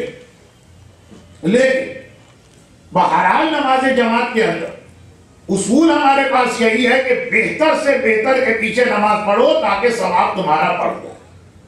اور خالی ثواب ہی کی بات نہیں، یہ نماز جماعت ایک طرح سے ٹریننگ ہے آنے والے اس امام معصوم کی، جو خالی 2 رکعت نماز کا امام نہیں ہوگا، وہ کائنات کے تمام معاملات کا امام ہوگا۔ اگر آج تم نے یہ چھوٹی ٹریننگ یہاں پہ لے لی تو کل جب وہ آنے والا امام آئے گا یہ ٹریننگ وہاں پہ کام آئے گا۔ دیکھیں ہمارے یہاں جماعت کے اندر جیسے ہی لوگ کیوں نہ ہو، بہرحال ایک حد تک جماعت کا ڈسپلن مینٹین کرتے ہیں، باقی ہر چیز میں چاہے علماء کی بات کو ایک کان سے سن کے دوسرے کان سے اڑا، جماعت میں جب وہ رکوع کے لیے جائے گا تبھی جماعت رکوع میں جاتی، جب وہ سجدے میں جائے گا تبھی جماعت سجدے میں جاتی، جب وہ بحول اللہ وقوتہ اقوم واقعد کہہ کے کھڑا ہوگا تبھی لوگ اس کے ساتھ کھڑے ہوتے ہیں۔ ایک آدھ آدمی جو ذرا جلدی سے رکوع کر لیا، جلدی سے سجدہ کر لیا، وہاں بھی اس وقت ان کی نیت یہ نہیں ہوتی کہ اس امام جماعت کی مخالفت کی وجہ سے میں کر رہا ہوں۔ یہ بات لوگوں کی فطرت ہوتی ہے، نیچر ہر کام میں جلدی ہوتی، یہ تو پھر بھی بیچارے ہمارے انٹرینڈ نمازی۔ میں نے تو اولمپک کے مقابلوں میں دیکھا ٹریک اینڈ فیلڈ 100 میٹر کی ریس ہونے والی، ایک آدھ آدمی میں سے جلدی بھاگ کھڑا ہوتا، وہ ابھی سے پہلے کہ پستول چلایا جائے، وہ شاید پستول ہی ہوتا ہوگا، وہ 1-2 آدمی بھاگ کھڑے ہوئے، پھر ان کو پکڑ کے لایا گیا، دوبارہ کھڑا کیا گیا۔ وہ تو کوئی نماز جماعت کا مسئلہ نہیں ہے، کچھ لوگوں کا نیچر ہوتا، تو وہ اس وجہ سے ہو، وہ کبھی یہ نہیں کہے گا نماز کے بعد کہ میں اس لیے ذرا جلدی سجدے میں چلا گیا، میں اس امام کو ہی نہیں مانتا، مجھے تو اس کی مخالفت کر کے دکھانا تھا۔ محفل شاہد خراسان میں جب میں نے حج کے عنوان پہ پہلی دوسری تقریر کی تھی، کراچی میں ایک زمانے میں ہم لوگوں نے حج کا بھی ایک پروموشن چلایا، جب پاکستان میں لوگ حج بہت کم کرتے، یہ یہاں کی بات تو چھوڑیے، انڈیا پاکستان سے حج کا رواج بہت کم تھا، بلکہ اگر کوئی جوان حج پہ جاتا تھا تو لوگ بڑی حیرت سے دیکھتے تھے، خیریت تو ہے، کوئی کینسر وینسر تو تمہیں نہیں ہو گیا جو جوانی میں حج کرنے جا رہے ہیں؟ حج تو کیا ہی اس وقت جاتا ہے جب آدمی قبر میں پاؤں لٹکا کے بیٹھا۔ ایک زمانے میں تھا یہ تصور، تشویش ہوتی تھی اس نوجوان کو کیا ہو گیا، یہ حج پہ کیوں جا رہا، کوئی ایسی موذی بیماری تو نہیں ہو گئی کہ ڈاکٹر نے خالی 3 مہینے دیے۔ تو خلاصہ یہ کہ اس وقت ایک ہم لوگوں نے سلسلہ شروع کیا، تو تھے ایسے لڑکے جو وہ تقریر ہم نے کی حج کی فضیلت کے بارے، البتہ اس وقت ہم واقعاً قبر والے باپو تھے، خالی کہلاتے نہیں تھے، 1-2 عذاب قبر کے واقعات دیا گئے تھے۔ جن صاحب نے حج کی اپلیکیشن جمع کرائی تھی، اپلیکیشن واپس لے کہ ان کی مجلس اصول کے سے ہو گئی، ویسے مجھے حج پہ جانا تھا، اب نہیں حج پہ جانا، کچھ بھی ہو جائے، اللہ بھی اگر پکڑ کے لے جائے تب بھی نہیں جاؤ، اور واقعاً انہوں نے اپلیکیشن واپس لے، خدا ان کی درجات بلند کرے، وہ اسی اگلے مہینے انتقال کر دے بغیر حج کے۔ تو خیر خلاصہ یہ کہ بعض لوگ ایسے الرجک ہوتے ہیں، کیا ویسے مجھے یہ کام کرنا تھا، ان مولانا نے کہی اب تو قتل نہیں کروں گا، اس ماحول کی اس وجہ سے یہ آدمی امام جماعت کی مخالفت نہیں کرتا۔ اگر آپ مجھ سے پوچھے کہ بھائی ابھی امام رکوع میں گئے تھے، تم دھڑ سے رکوع میں کیسے پہنچ گئے، تو یہ نہیں کہے گا کہ مجھے ان کی مخالفت کرنا تھی۔ تو خلاصہ بات کو میں نے بہت پھیلا دیا کہ نماز جماعت کے اندر جو لوگ بھی جماعت میں آ جاتے ہیں حتی الامکان جماعت پڑھانے والے کو فالو کرتے ہیں. یہ ٹریننگ مل رہی ہے کہ اصل میں جو آپ کو یہ ٹریننگ اپنی پوری کر کے دکھانا وہ جب زمانے کا امام آئے گا. جس طرح آپ کو اٹھائے آپ کھڑے ہو جائیں, جس طرح آپ کو بٹھائے بیٹھے جائیں, جس وقت آپ سے کہے بولو تو آپ بولیں, جب کہے خاموش ہو جاؤ تو خاموش ہو جاؤ. نماز میں کیا ہوتا ہے؟ یہی تو ہوتا ہے نماز. الحمد کا سورہ مردوں کو مغرب میں بآواز بلند پڑھنا ہے, اپنے بآواز بلند پڑھو. اور آپ تیسری رکعت میں پہنچے فوراً آپ کی بولتی بند ہو گئی. کیوں؟ زبان کے اوپر کوئی ایسا فالج نہیں گرا ہے, موت کا فرشتہ نہیں آیا. اللہ نے کہا تھا ادھر زور سے پڑھو تو زور سے پڑھا, جدھر کہا آہستہ پڑھو فوراً آپ آہستہ ہو. جب کہا کھڑے ہو جاؤ کھڑے ہو جاؤ, جب کہا جھکو جھک جاؤ, جب کہا گرو تو گر جاؤ. فجر میں 2 رکعتیں پڑھائی تو آپ نے 2 ہی پڑھی, 3 نہیں پڑھی. اور مغرب میں تیسری رکعت کے لیے کھڑا کر دیا, آپ کھڑے ہو گئے بغیر کوئی اعتراض کیے ہو. آپ کی زندگی کے عام معاملات بلکہ آپ کی نیچر نماز چینج کر دیتی ہے. بھوک لگ رہی ہے, نماز شروع ہو گئی, کھا نہیں سکتے. ہنسی آ رہی ہے, اذان اقامت تک آپ ہنس رہے ہیں, قہقہے لگا کے ادھر اللہ اکبر کہا, ایک دم آپ کو اپنی ہنسی روکنا واجب ہو. روکیں گے. رونا آ رہا ہے, ادھر آپ نے اللہ اکبر کہا, رونے پہ آپ کے پابندی ہوگی. دیکھیں یہ تو سارے نیچرل اور ریفلیکس ایکشن والی چیزیں. کھانا پینا بولنا ہنسنا رونا, نماز ان سب پہ پابندی لگا دیتی. اور اس پابندی کو باقاعدہ فالو کیا کرتے ہیں. ایک آدھ آدمی اگر ایسا نکل جائے کہ فالو نہیں کرتا تو لوگ سالوں اس کا تذکرہ کرتے ہیں. کراچی والوں سے پوچھئے گا, لیکن نہیں پوچھے گا غیبت ہو جائے گی. محاورت میں پوچھے گا. کراچی میں ایک صاحب ایسے آج 50 سال ہو گئے, 40 سال ہو گئے, اب تک لوگوں کو یاد تو فلاں صاحب یاد ہے, وہ وہاں نماز پڑھتے تھے, میں ان کی مسجد کا نام بھی لے رہا. نماز پڑھتے جا رہے ہیں الحمدللہ رب العالمین الرحمن الرحیم, ادھر بھی دیکھ رہے ہیں ادھر کیا کر رہے ہو, چلو بیٹھ بیٹھو, ہمارے قیوم میں دل یا کا نام تو یا ڈرائیور جاؤ گاڑی آگے بڑھاؤ, اہدنا الصراط المستقیم صراط الذین انعمت علیہم. یعنی عام لوگوں کے لیے بھی یہ چیز اتنی انیوزول ہے کہ اتنے سالوں کے بعد بھی لوگوں کو یاد ہے کہ میں کن کا تذکرہ کر رہا ہوں. جن کو معلوم ہے ان کے سامنے کوئی بات بتانا نام لیے بغیر غیبت نہیں. یہ میں برادر محترم کو بھی جواب دے دوں جنہوں نے میری تقریر کے بیچ میں پرسوں ایک جملہ پیچھے بیٹھ کر کہا تھا.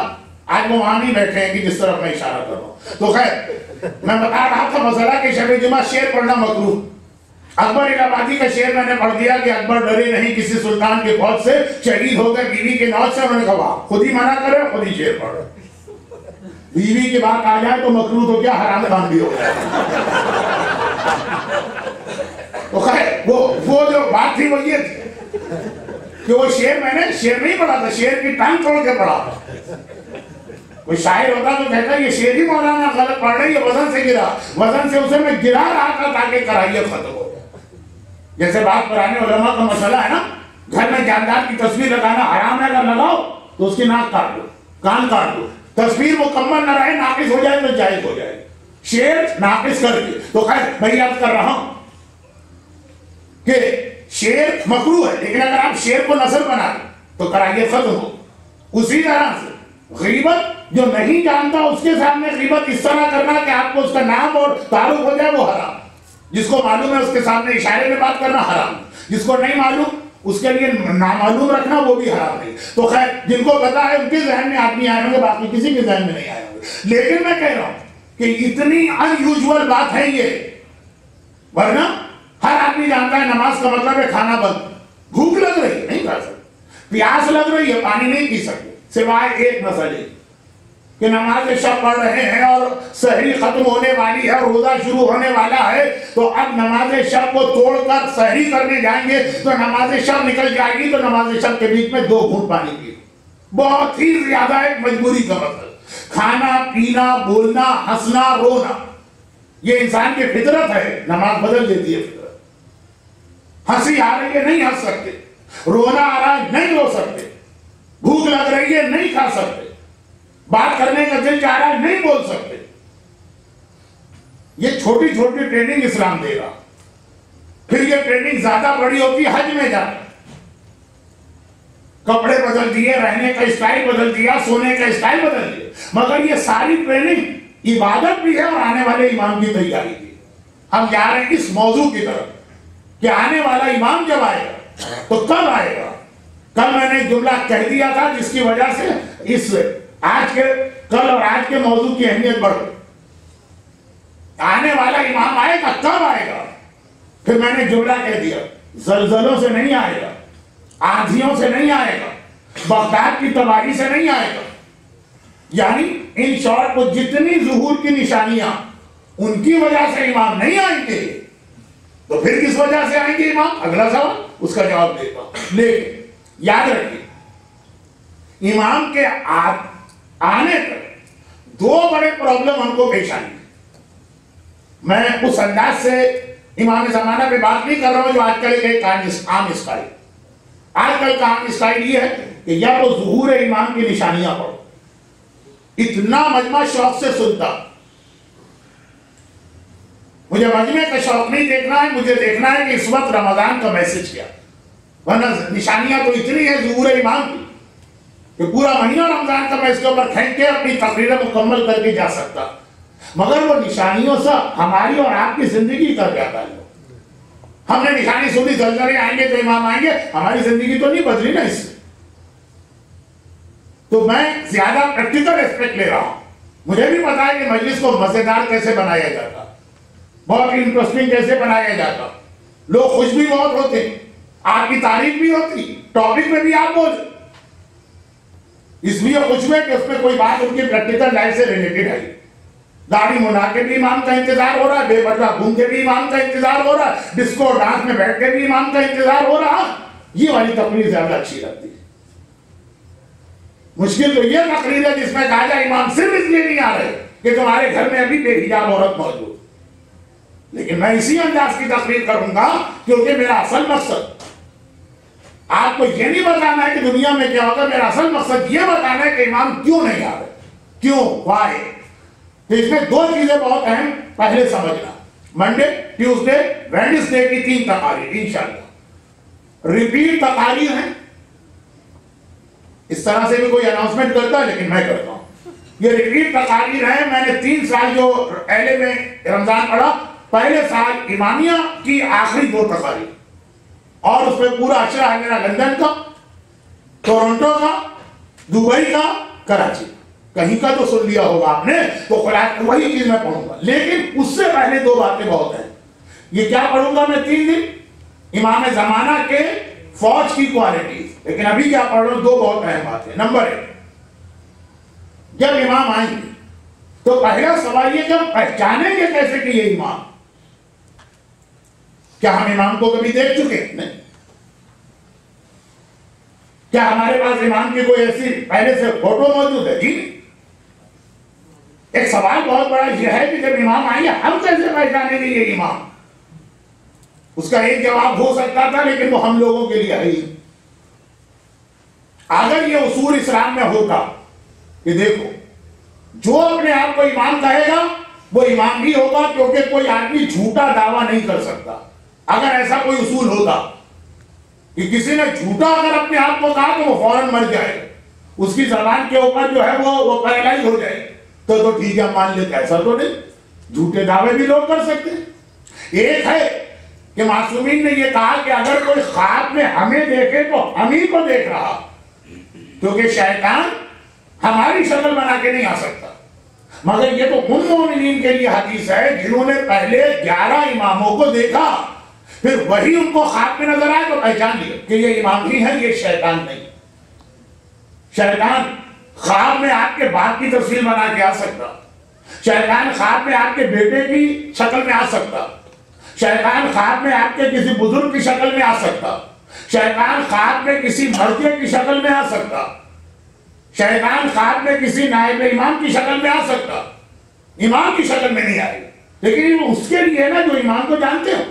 چنانچہ تمام علماء نے لکھا کہ یہ حدیث اصل میں ان لوگوں کے لیے تھی. چھٹے امام کے زمانے کا مومن آیا، کہا مولا آپ رات کو مجھے خواب میں نظر آئے کہ آپ نے یہ کہا. امام نے کہا وہ ہم ہی تھے، کیونکہ شیطان ہماری شکل نہیں بنا سکتا. ہاں، چھٹے امام کا مومن امام کو دیکھ رہا، اس کو بتایا کہ امام کیسے. 11 اماموں تک تو یہ حدیث چلے، ہمارے اور آپ کے زمانے میں نہیں چلے گی. تو اگر شیطان کبھی چاہے تو ہمارے خواب میں آئے گا وہ اپنی شکل میں. لیکن کہے گا کہ میں امام بن کے تمہیں یہ حکم دے گا. اب ہمیں تو بتائیے نا کہ امام کی شکل کیا ہے، تو ہم کیسے پہچانیں گے؟ تو یہ حدیث غیبت والوں کے لیے نہیں ہے، پہلی بات. اور پھر یہ تو ہو گئی ایک اصولی بات. ادھر الٹی حدیث ہے ہمارے پاس، الٹی. امام نے کہا کہ ہمارا بیٹا آئے گا نہیں جب تک کہ 40 کے 70 جھوٹے امام نہ. ایک تو یہ بات تھی کہ ہماری عقل کہہ رہی ہے کہ ایک آدمی جھوٹا دعویٰ کر سکتا. پھر خود معصوم نے تصدیق کر لی کہ جھوٹے دعوے کرنے والے 40 آئیں گے، کہیں گے ہم تمہارا امام ہے، پھر ہمارا بیٹا ہے. تو پہلا سوال تو یہ کہ ہمارے پاس ایسی کوئی لسٹ نہیں ہے کہ ہم کاؤنٹ کریں کہ اب تک کتنے جھوٹے آئے ہیں. 69 70 ہو گئے تو اب اس کا مطلب ہے کہ جو اب آئے گا 71 وہ امام ہی ہوگا. ایسی کوئی لسٹ بھی نہیں. اور وہ بھی تو 70 کا مطلب ایکزیکٹ 70 کو تھوڑی. تو اب پہلا بڑا مسئلہ آپ کے ذہن میں یہ خیال ہونا چاہیے، آپ پہچانیں گے کیسے کہ یہ امام. ایک بات. دوسری بات، امام آنے کے بعد کم، لیکن غیبت اگر کبھی آپ سے ملے، فرض کیجئے کہ آپ نے پہچان لیا یہ امام، بہت ہی مشکل بات ہے لیکن چلے ہم نے کہا فرض کیجئے آپ نے پہچان لیا، تب بھی ایک اسلام کا ایک بہت اہم اصول. اور امام نے آپ سے کوئی بات کہی تو امام کی بات آپ سمجھیں گے کیسے؟ دو باتیں الگ الگ ہو. اول ہم پہچانیں گے کیسے یہ امام. اچھا، میں یہ جو چیزیں آپ کے سامنے اتنی محنت سے پیش کر رہا ہوں اور آپ کو اتنی اس کی اہمیت کا اندازہ نہیں، تو اس لیے ایک بات کی عرض کر دوں درمیان. یہ ایک بات درمیان میں عرض کر کہ بار بار ہمارے پاس حدیثوں میں آئے کہ غیبت امام میں اپنے ایمان کی سلامتی کی دعا کرتے رہے. یا اللہ ہو، یا رحمان ہو، یا رحیم ہو، یا مقلب القلوب ثبت قلبی علی دینے. یہ دعا جو ہم کو سکھائی گئی ہے اسی سوال کے جواب میں سکھائی گئی. اپنے ایمان کی سلامتی کی فکر کرنا. تمہارا ایمان کیسے بچائے گا؟ یہ دعا پڑھو، یا دعا یا دیلا پڑھو، رضیت باللہ ربا وبمحمد نبیا، یا اس سے بڑی والی دعا یا دیلا پڑھو جو مردے کو پڑھائی جاتی ہے. لیکن خلاصہ یہ کہ جب یہ حدیث بیان کی جاتی ہے کہ ایمان کو بچا کے رہنا آخری زمانے، اس کا مطلب ایمان ہوتا ہے، کردار نہیں. لوگ سمجھتے ہیں کہ اگر بے پردگی بہت بڑھ گئی تو دعا پڑھنے کا موقع ہے. بے پردگی کردار کی خرابی ہے، ایمان کی خرابی نہیں. اگر بے نمازی بہت بڑھ گئی تو یہ دعا پڑھنے کا موقع نہیں. بے نمازی کردار کی خرابی ہے، ایمان کی خرابی نہیں. اگر معاشرے میں شراب بہت عام ہو گئی، شراب کردار کی خرابی ہے، ایمان کی خرابی نہیں ہے. میں اس کو دوسرے الفاظ میں بتا دوں کہ یہ جو کہا گیا آخری زمانے میں ایمان کی فکر کرنا، یہ اصول دین کی بات ہو رہی ہے، فروع دین کی بات نہیں ہو رہی. ہاں، بہت زیادہ فروع دین کی مخالفت سبب بنتی آخر میں عقیدہ بھی چلا جائے آدمی کا. لیکن وہ جو کہا گیا وہ براہ راست بات کہی گئی اپنے ایمان کی زیادہ فکر کرنا. ہم فوراً جوڑ دیتے ہیں اس کا مطلب یہ ہے کہ آخری زمانے میں بے نمازی بہت ہوں گی، روزے دار بہت ہوں گے، مکس گیدرنگ بہت ہوگی، شرابیں بہت پی جائیں گی، حرام بہت کھایا جائے گا، سود بہت کامن ہوگا. یہ ساری کردار کی خرابی ہے. اور ان شور یہ ہے کہ سارے گناہ کرنے کے باوجود مرنے والا مومن ہوگا اگر اس نے عقیدے کے خلاف کوئی بات نہیں. کردار کی اہمیت اپنی جگہ کوئی مجھ سے یہ نہیں کہہ سکتا واہ یہ عجیب مولانا جو گناہوں کو پروموٹ کر رہے. میں قبر والا باپو بنے ان چیزوں پہ باتیں کرنے کی وجہ سے، لیکن ہر چیز کی اپنی جگہ اہمیت. ایمان بہرحال اس سے بلند چیز.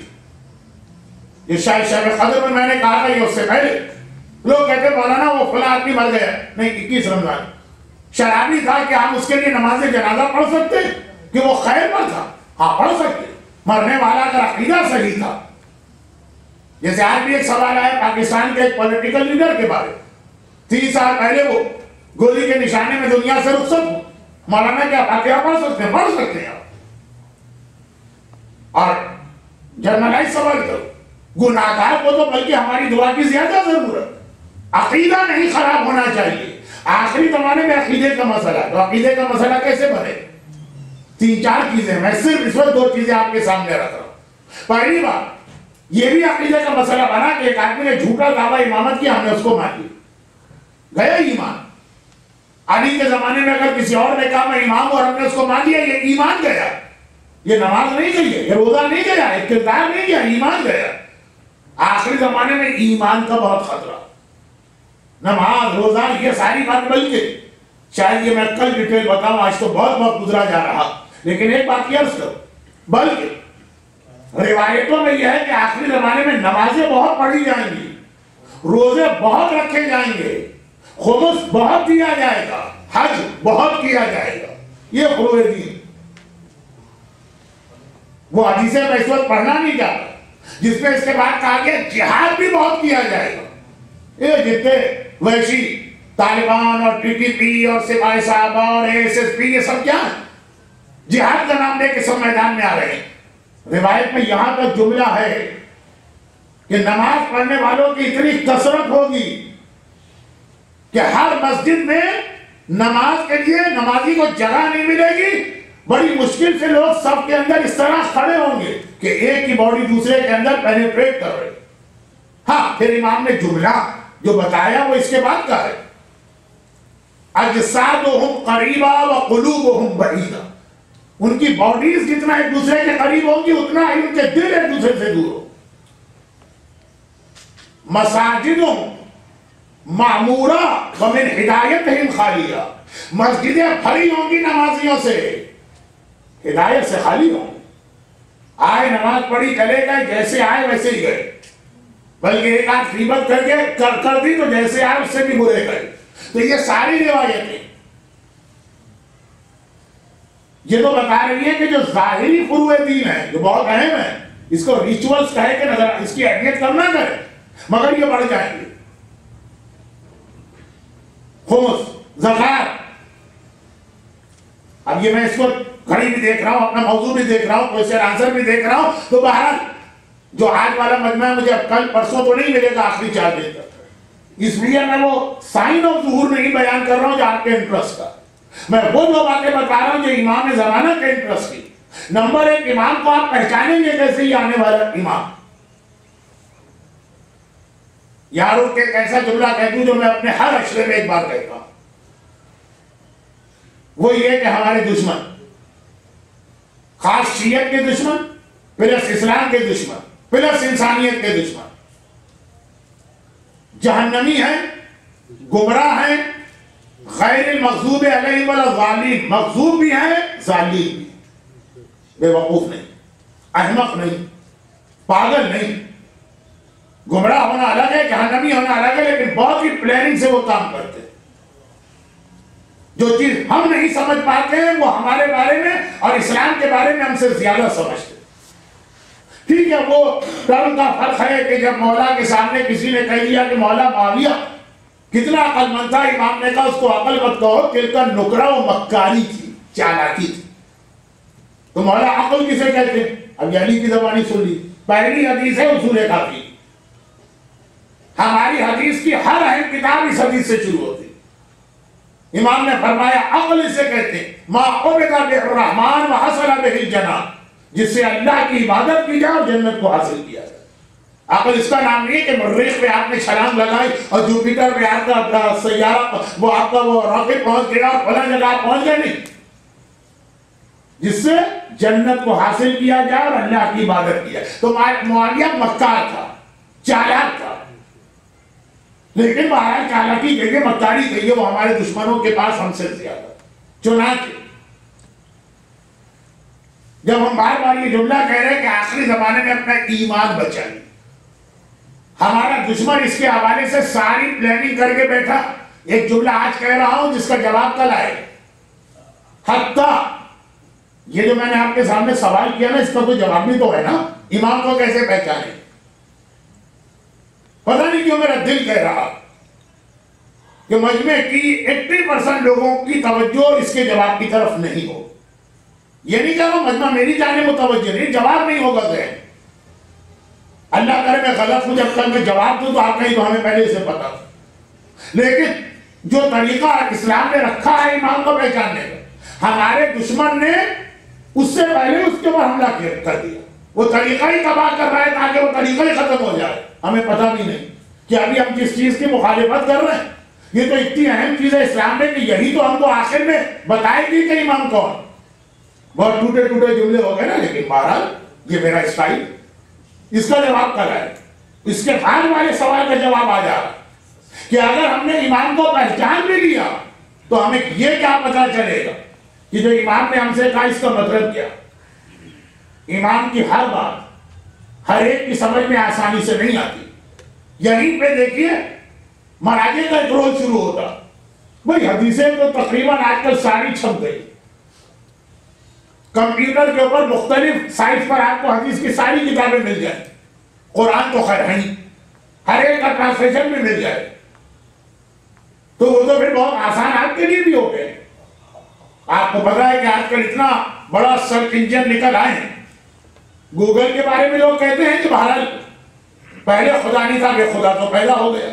آپ کے ہر سوال کے جواب گوگل کے پاس موجود ہے. تو کیا وہ اسٹیفن ہاکنگ 15 سال پہلے وجود خدا کا قائل ہے، آج نئی کتاب لکھ رہا. خدا ہے، کائنات کا خالق نہیں. اور اگر ہے تو گوگل کو بھی مان سکتے ہیں. وہ کیا وہ یہ میری فیلڈ نہیں ہے، بس یہ نام سنا ہے، بہت بڑا سائنٹسٹ ہے. نیوٹن کے بعد دنیا کا سب سے بڑا سائنٹسٹ اسٹیفن ہاکنگ. نیوٹن مرتے دم تک خدا کا قائل رہا. یہ بھی پہلے تو بڑا پکا خدائی مولائی تھا، کچھ ذرا بدلا. لیکن گوگل کی بات تو آ گئی نا کہ اتنی اس میں معلومات ہے کہ اسی کو خدا مانی.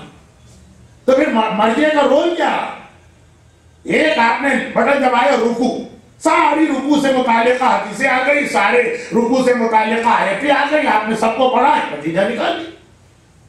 نہیں، اس میں بہت بڑا اور بھی بہت بڑا فیکٹر وہ یہ کہ کلام امام کو سمجھنے کے لیے امام کی ٹون سمجھنا پڑتی، وہ بھی عربی، اردو میں نہیں. بہت ساری چیزیں عربی میں الگ، اردو میں الگ. حج پر جب ہم شروع میں جاتے تھے تو ہمارے لوگ اتنا عرب ماحول سے واقف نہیں تھے. ہم گئے وہاں پہ ایک معلم سے ملاقات کی، بس والے سے بات کیا.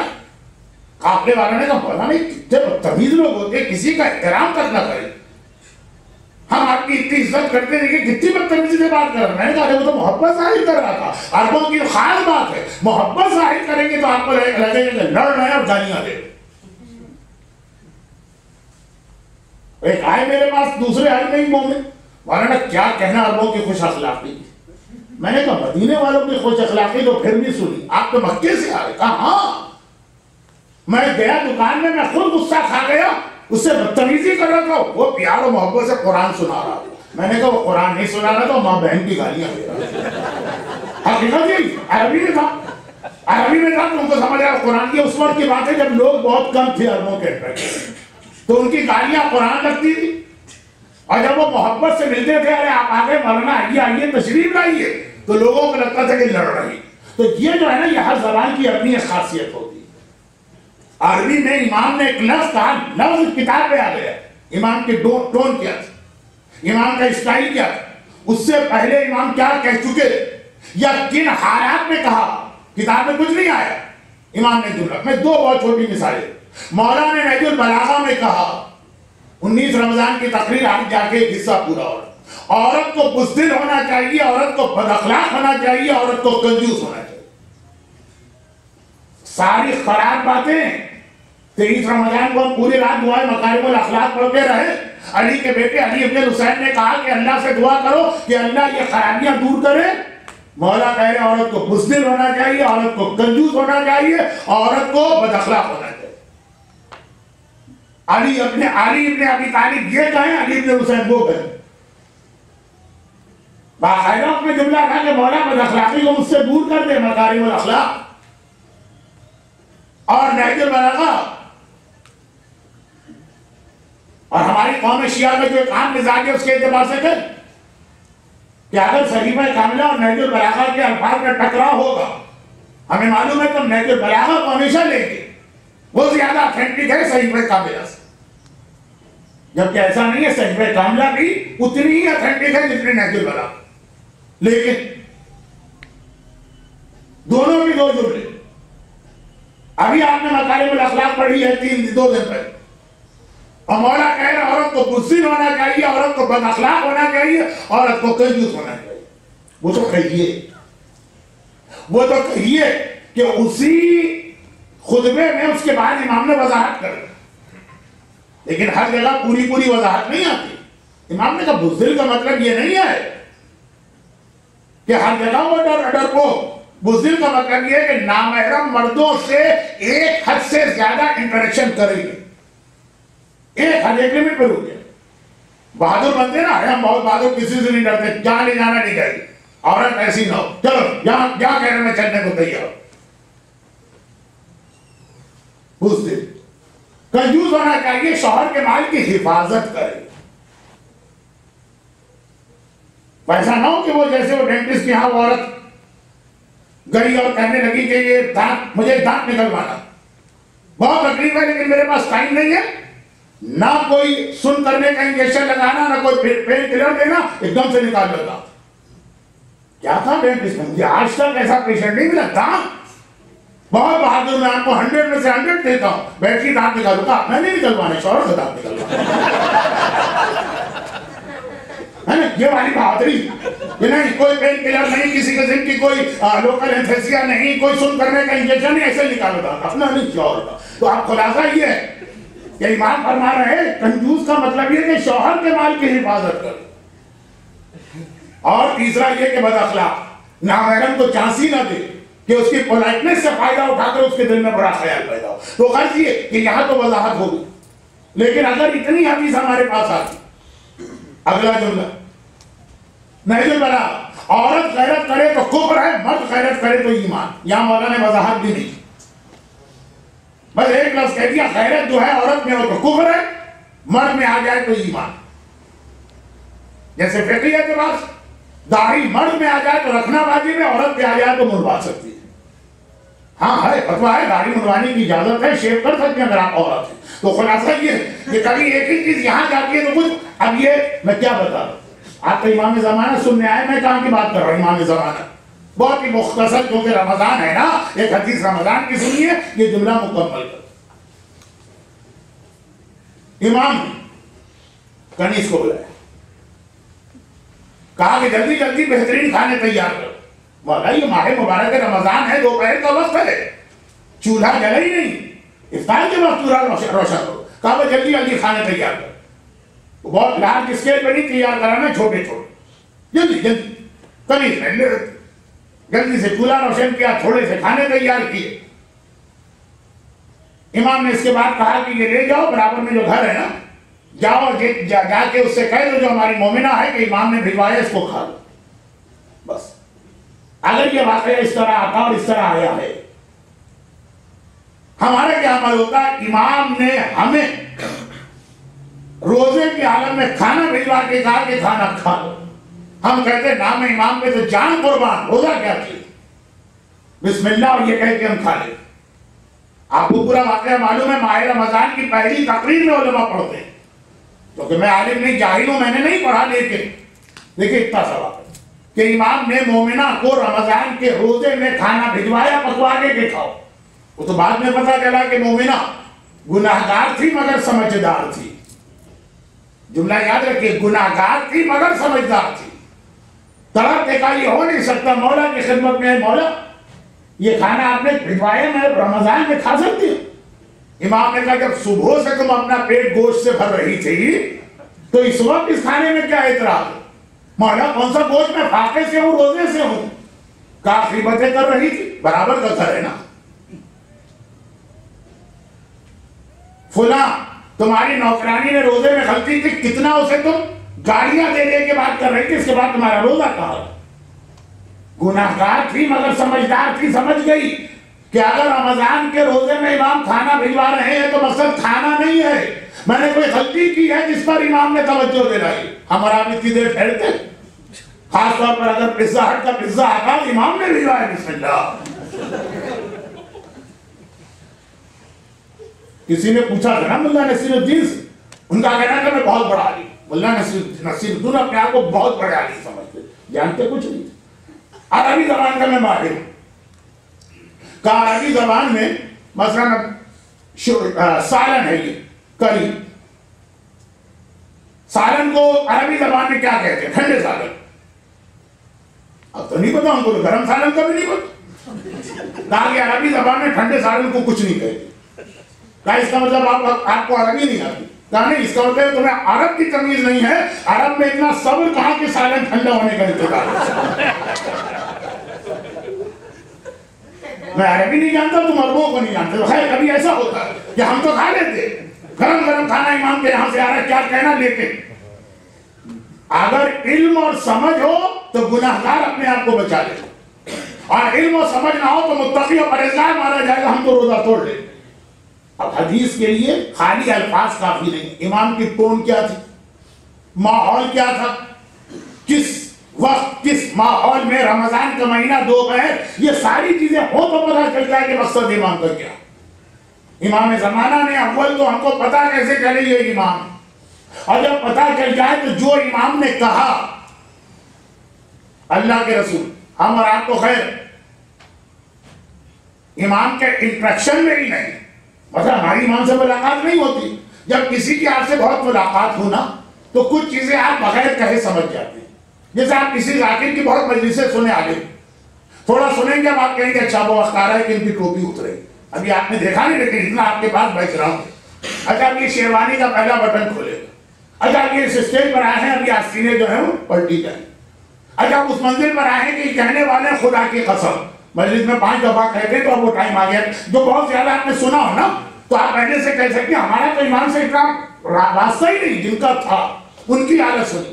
رسول اللہ ایک دن اپنے گھر میں داخل ہوئے، اپنے کمرے دیکھا ساری بیویاں وہاں جمع، ساری پیغمبر کی بیویاں 10-11 جو تھیں، یا کہنے سب نہ صحیح، ایک آدھ ان میں سلمہ وغیرہ کو چھوڑو، اور لمبے لمبے دھاگے لے کر ایک دوسرے کے ہاتھ ناپ رہی۔ پیغمبر کی بیویاں عرب، رسول اللہ کے گھر میں رہنے والی، ہر وقت رسول سے انٹروڈکشن ہے، ان کو پتا ہے رسول کے جملوں کا مطلب کیا، دھاگا لے کے ایک دوسرے کے ہاتھ ناپ رہے۔ پیغمبر حیران نہیں ہے، یہ کیا ہو رہا ہے، کون سا کمپٹیشن ہو رہا ہے یہ میرے حجرے کے اندر؟ کہا یا رسول اللہ ہم دیکھ رہے ہیں سب میں فضیلت والی کون، تو یہ دھاگے سے ہاتھ جو تم لوگ ناپ رہے ہو یہ کیا چیز؟ کہا یہ آپ نے جو فرمایا تھا، میں نے دھاگا ہاتھ ناپنا کب کی بات ہے؟ کہا کہ وہ 2 دن پہلے آپ سے کسی نے پوچھا تھا نا کہ آپ کی بیویوں میں سب سے زیادہ فضیلت کس کی، تو آپ نے کہا تھا من یدہا طویلہ، جس کا ہاتھ سب سے لمبا ہے اس کی فضیلت سب سے زیادہ۔ تو ہم دیکھ رہے ہیں کہ کس کا ہاتھ کتنا لمبا ہے، 16 انچ 14 انچ 12 انچ آگے۔ پیغمبر مسکرائے، کہا میں نے یہ کہا کہ اس کا یہ مطلب ہے جگہ طویلہ عربی کا ایک محاورہ ہے، کون راہ خدا میں زیادہ خیرات کرنے والی ہے؟ عرب عورتیں، ساری عرب، ایک ماریہ قبطیہ آئی تھی مسز، ساری رسول خدا کے ماحول میں رہنے والی، رسول خدا کے الفاظ کو سمجھنے والی، اتنا عام سا محاورہ لمبا ہاتھ رکھنے والی یعنی راہ خدا میں خرچ کرنے والی، وہ نہیں سمجھ پا۔ تو اب ایک سوال جو میں بہت پھیلا ہے، اس کو سمجھوں، بہت پھیلا ہے، وہ یہ ہے کہ 2 چیزیں، یہ ظہور کی نشانیوں سے زیادہ افضل ہے۔ بغداد تباہ ہوگا لیکن ہو سکتا ہے نہ تباہ، کوفہ تباہ ہوگا ہو سکتا ہے نہ تباہ۔ جیسا میں نے جملہ کہا کہ عرب میں اتنا صبر کہا کہ کھانا ٹھنڈا ہونے کا انتظار کرے، ہم بھی ایسے بے صبرے نہ بنیں۔ مجھے اب تک یاد، میں اس وقت لندن کے حیدری امام بارگاہ میں عشاء پڑھ رہا تھا، یہ تھا 2003 کا 40، صدام کا ٹاپل ہوا، اور اس وقت آیت اللہ، بلکہ آیت اللہ العظمیٰ آغا محسن حکیم کے وہ قابل فخر بیٹے شہید باقر حکیم بڑی فاتحانہ شان کے ساتھ عراق میں واپس آئے تھے، جنہوں نے اپنے خاندان کی اتنی قربانیوں کے باوجود صدام کے سامنے کسی مرحلے میں سرنڈر نہیں کیا۔ ایک دن میں صدام نے خاندان حکیم کے 72 سر کاٹے تھے، اور وہ سب اس خاندان کے ہیڈ یوسف الحکیم کو بھجوائے۔ کس پاک اور پاکیزہ مرجع کا میں نے نام لیا، یوسف الحکیم اتنے، یعنی سنسیئرٹی ہمارے مراجع۔ جب ان کے والد کا انتقال ہوا تو یہ بہت ہی ریئر کیس تھا کہ باپ کے مرنے کے بعد اس کا بڑا بیٹا اتنا بڑا عالم تھا کہ اس کی تقلید ہونے لگی، اور عام طور پہ ایک مرجع کے جسٹ آفٹر اس کے بیٹے کی تقلید نہیں ہوتی، مگر یوسف الحکیم اتنے بڑے تھے، خود لوگ دوڑ کے آئے تھے اور بعض عربوں میں ایک چیز تھی جو بعض پاکستانیوں میں ہے، بعض ایرانیوں میں ہے، بعض ہندوستانیوں میں، کہ بھائی ہمارا بھائی جب ہمارے پاس خود اتنا بڑا ایک عالم ہے جو مرجع ہے تو ہم ان کی تقلید کیوں نہ کریں، کسی غیر عرب کے پاس کیوں جائیں؟ اگر ایک دیکھیے معمولی بات نہیں ہوتی، ایک چھوٹی سی چیئر کوئی نہیں چھوڑتا. کہا کہ جب تک آیت اللہ کوئی ایسا مرجع موجود ہے جن کے بارے میں مجھے 100% یقین کہ مجھ سے زیادہ علم رکھتے ہیں تو میرے لیے اپنی تقلید کروانا حرام.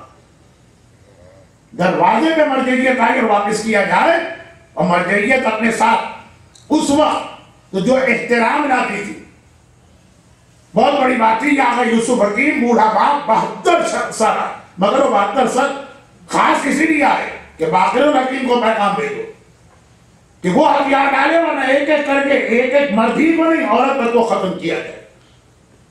لیکن اس مرد مجاہد شہید باقر الحکیم نے ہتھیار نہیں ڈالے. صدام واصل جہنم وہ آئے بڑی فاتحانہ شان کے ساتھ. اب ہماری جلد بازی دیکھی، ہماری جلدی دیکھی. مجھ سے بھی لوگ مطالبہ کر رہے تھے، اتفاق سے وہ اشرا میرا 2003 کا حیدری کاربائین کا اشرا تھا ہی ظہور امام. مولانا اس وقت سارے انٹرنیٹ کے اوپر ایک ہی ای میل سرکولیٹ ہو رہی. مولانا اس وقت دنیا بھر میں اس موضوع پہ بولنے والے سارے علماء ایک ہی بات کہہ رہے ہیں.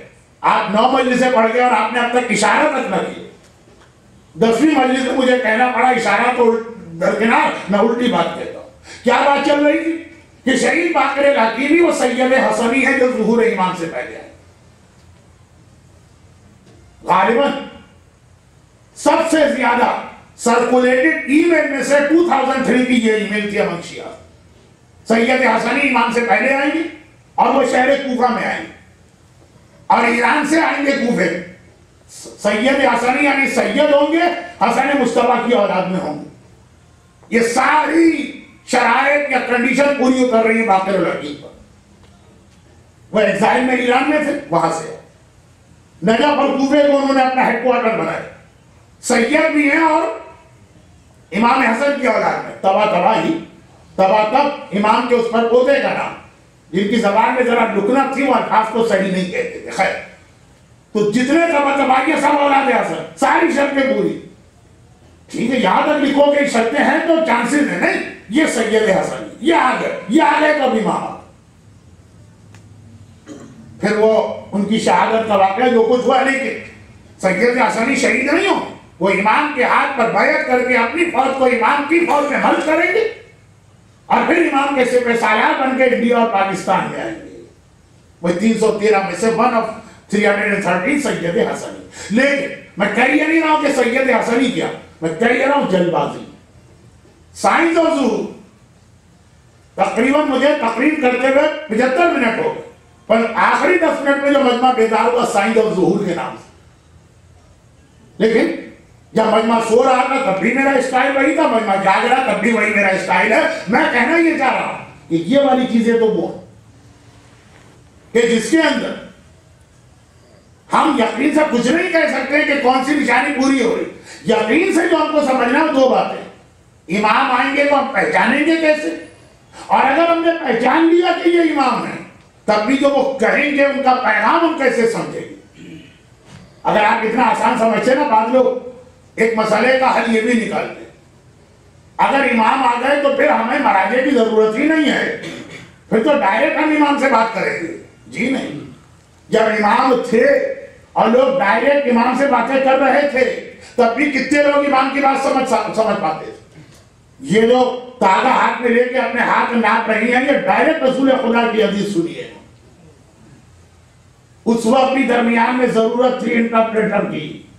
سورہ محمد کی ایک آیت کہاں سے بات کہاں چلی. سورہ محمد کی ایک آیت، رسول خدا کے پاس لوگ بیٹھتے ہیں، جب ختم ہو جاتی ہے گیدرنگ لوگ باہر نکلتے. سورہ محمد قرآن کا 47 نمبر کا سورہ، پہلے پیش کی آیت ماذا قال آنفا.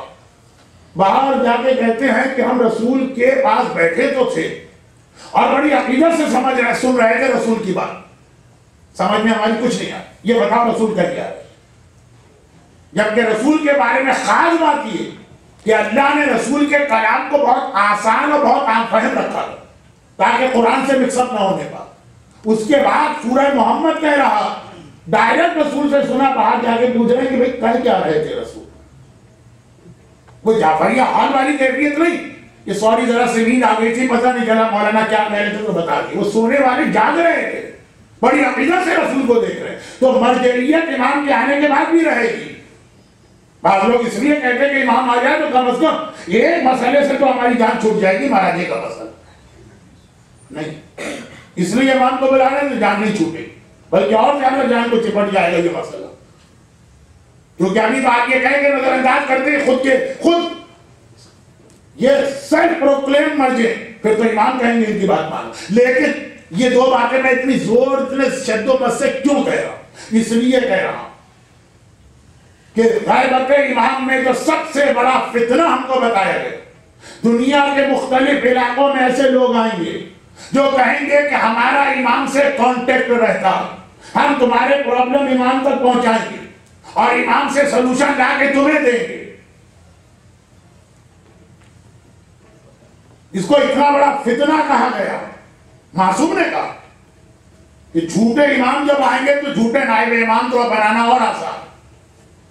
جھوٹے امام کو تو پھر بھی کچھ میڈیکل دکھانا ہے، کچھ چیزیں دکھانا ہے. نائب امام تو کہے گا میرے پاس تو کوئی طاقت ہی نہیں، بس میں امام سے ملتا ہوں. اور اگر ان میں کوئی صحیح بھی ہے، اگر کوئی صحیح بھی ہے تو یہ کیسے کنفرم کہ جو وہ سمجھا وہ صحیح سمجھا کہ نہیں سمجھا؟ یہی وجہ کہ ہماری تاریخ ہر بڑے مرجع کی امام سے ملاقات کا واقعہ موجود ہے، جس کو یہ جھوٹے لوگ بطور دلیل پیش کرتے ہیں. اچھا ہم نے امام سے ملاقات کی تو ہم جھوٹے؟ اور علامہ ہلی نے جو کہا کہ میں امام سے ملا، اور علامہ مجلسی نے جو کہا میں امام سے ملا، اور شیخ مرتضیٰ نے جو کہا کہ میں امام سے ملا، اگر ہم جھوٹے تو وہ بھی جھوٹے، اگر وہ مل سکتے تو ہم بھی مل سکتے. یہ لوگوں کا اسٹائل ہوتا ہے بات کرنے کا. تو اول تو اس میں 99% جھوٹے، اور جو 1% سچے ہیں ان کے بارے میں یہ کیسے کنفرم کہ جو امام نے کہا وہ انہیں سمجھا بھی کہ نہیں سمجھے؟ امام کے کلام کو جو سمجھے اسی کو مرجع کہتے ہیں. یہی تو فرق ہے. مجتہد کسے کہتے ہیں جو کلام امام سمجھے، محدث کسے کہتے ہیں جو حدیث پڑھ. کہا کیا ہے امام نے یہ ہم کو پتہ نہیں ہے. ازواج رسول مجتہد نہیں تھی، سننے والی راویہ تھی، سنا انہوں نے، سمجھا نہیں. علامہ ہلی اگر کہیں کہ امام ملے اور یہ واقعہ انہوں نے یہ پیغام دیا تو ہم مان لیں، اور نہ صرف یہ کہ مانیں گے بلکہ چاہے اس میں کوئی عجیب بات لگے تب بھی مانیں. مثلا شیخ دخنی کے واقعے پہ کتنا اعتراض ہوتا. میرا بچپنا تھا، جب لوگ میری مجلسیں سنتے ہیں بڑی سیریس ٹائپ کی نا، تو کہتے مولانا کبھی آپ چھوٹے بھی تھے؟ ہاں تھا میں چھوٹا ایک زمانے میں، تو بچپنا تھا. اور مرحوم مولانا مصطفیٰ جوہر صاحب قبلہ جن کے 40ویں کی مجلس میں علامہ ذیشان حضرت جوادی نے ایک جملہ کہا کہ اللہ اللہ یہ قوم شیعہ کی حالت ہے کہ آج یہ سمجھانا پڑ رہا کہ بھائی مولانا مصطفیٰ جوہر کو پہچانو.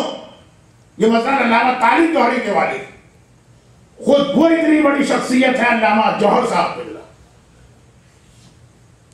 اتنی بڑی شخصیت کہ انڈیا اور پاکستان کے چند علماء میں سے ہیں جن کے علم کا لوہا حوضہ ابنیہ نجف کربلا اور قم نے مانا.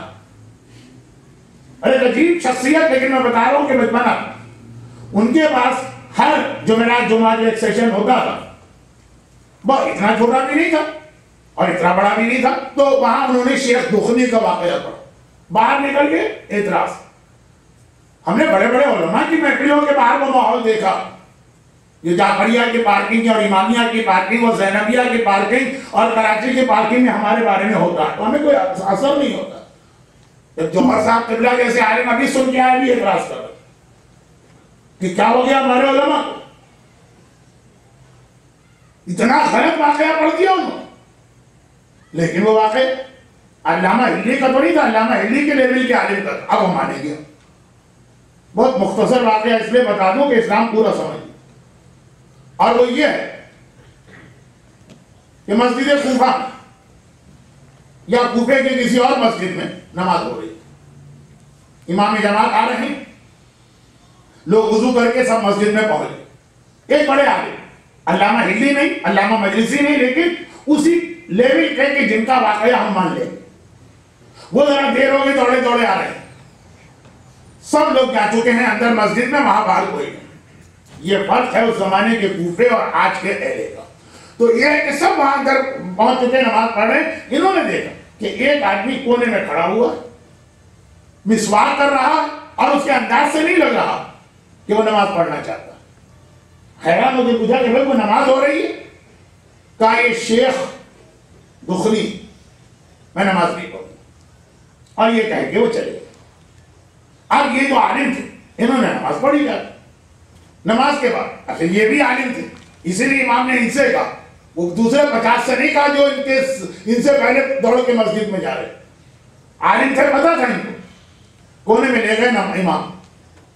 دخن ایک فصل ہوتی ہے جیسے گندم ہے, جو ہے, باجرہ ہے, گرین ہوتا ہے قسم کا, زمین میں بویا جاتا ہے, بہت مہنگا بکتا. کہا کہ باہر ایک صاحب کھڑے تھے, ان کا انداز, ان کا اسٹائل, ان کا چہرہ, سب چیز بتا رہی کہ تھے بہت بڑے, ہم نہیں پہچانتے کون. انہوں نے آپ کو شیخ دخنی کیوں کہا؟ یعنی چاول والا آدمی, مثلا چاول, شیخ دخنی یعنی شیخ چاولی مثلا, ہم آپ کو سمجھانے کے لیے کہتے. کہا وہ امام تھے, اس لیے کہ میری چاول کی فصل تیار تھی اور کوئی اس کا خریدار نہیں آ رہا تھا اور یہ فصل خراب ہو رہی تھی. پہلے زمانے میں یہ ساری چیزوں کی حفاظت کے انتظام تو نہیں ہوتے, وقت پہ نہیں بکی فصل کی. اور میں گھر سے نکلنے سے لے کے پوری نماز تک اس فکر میں رہا, اللہ اکبر میری چاولوں کا کیا ہو, سبحان رب العظیم و بحمدہ, کوئی کہا کب تک نہیں آیا, سبحان رب الاعلیٰ و بحمدہ, اتنا میرا خرچہ ہو گیا پیسے, نماز پڑھ رہے. یہ نیچرل ہے, ہم معصوم نہیں. لیکن پوری نماز میں چاول چاول چاول چاول کی فصل میرے ذہن میں تھی, جو اس طرح سے میرے دل کے خیال کو, ابھی میں نے نماز شروع بھی نہیں کیا اور پہچان لے کہ پوری نماز کیسے پڑھے گا, وہ امام ہی ہو. اب اتنے بڑے عالم نے ایک واقعہ بتایا جن کی سمجھ میں خود بھی نہیں آیا کہ یہ کیا کہا تھا امام نے کہ چاول والا شیخ. اب باہر اعتراض کیا ہوں,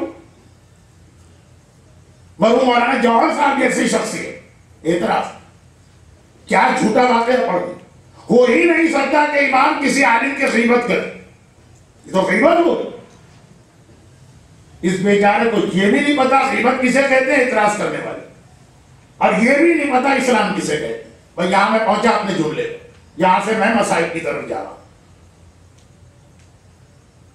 اسلام میں غیبت حرام اور گناہ کبیرہ ہے. امام نے روزے میں کھانا بھجوا دی. اسلام میں غیبت واجب اور اہم ترین عبادت. جب امام زمانہ نے دخلی کہہ کے پیغام بھیجا, غیبت حرام ہے, غیبت واجب ہے.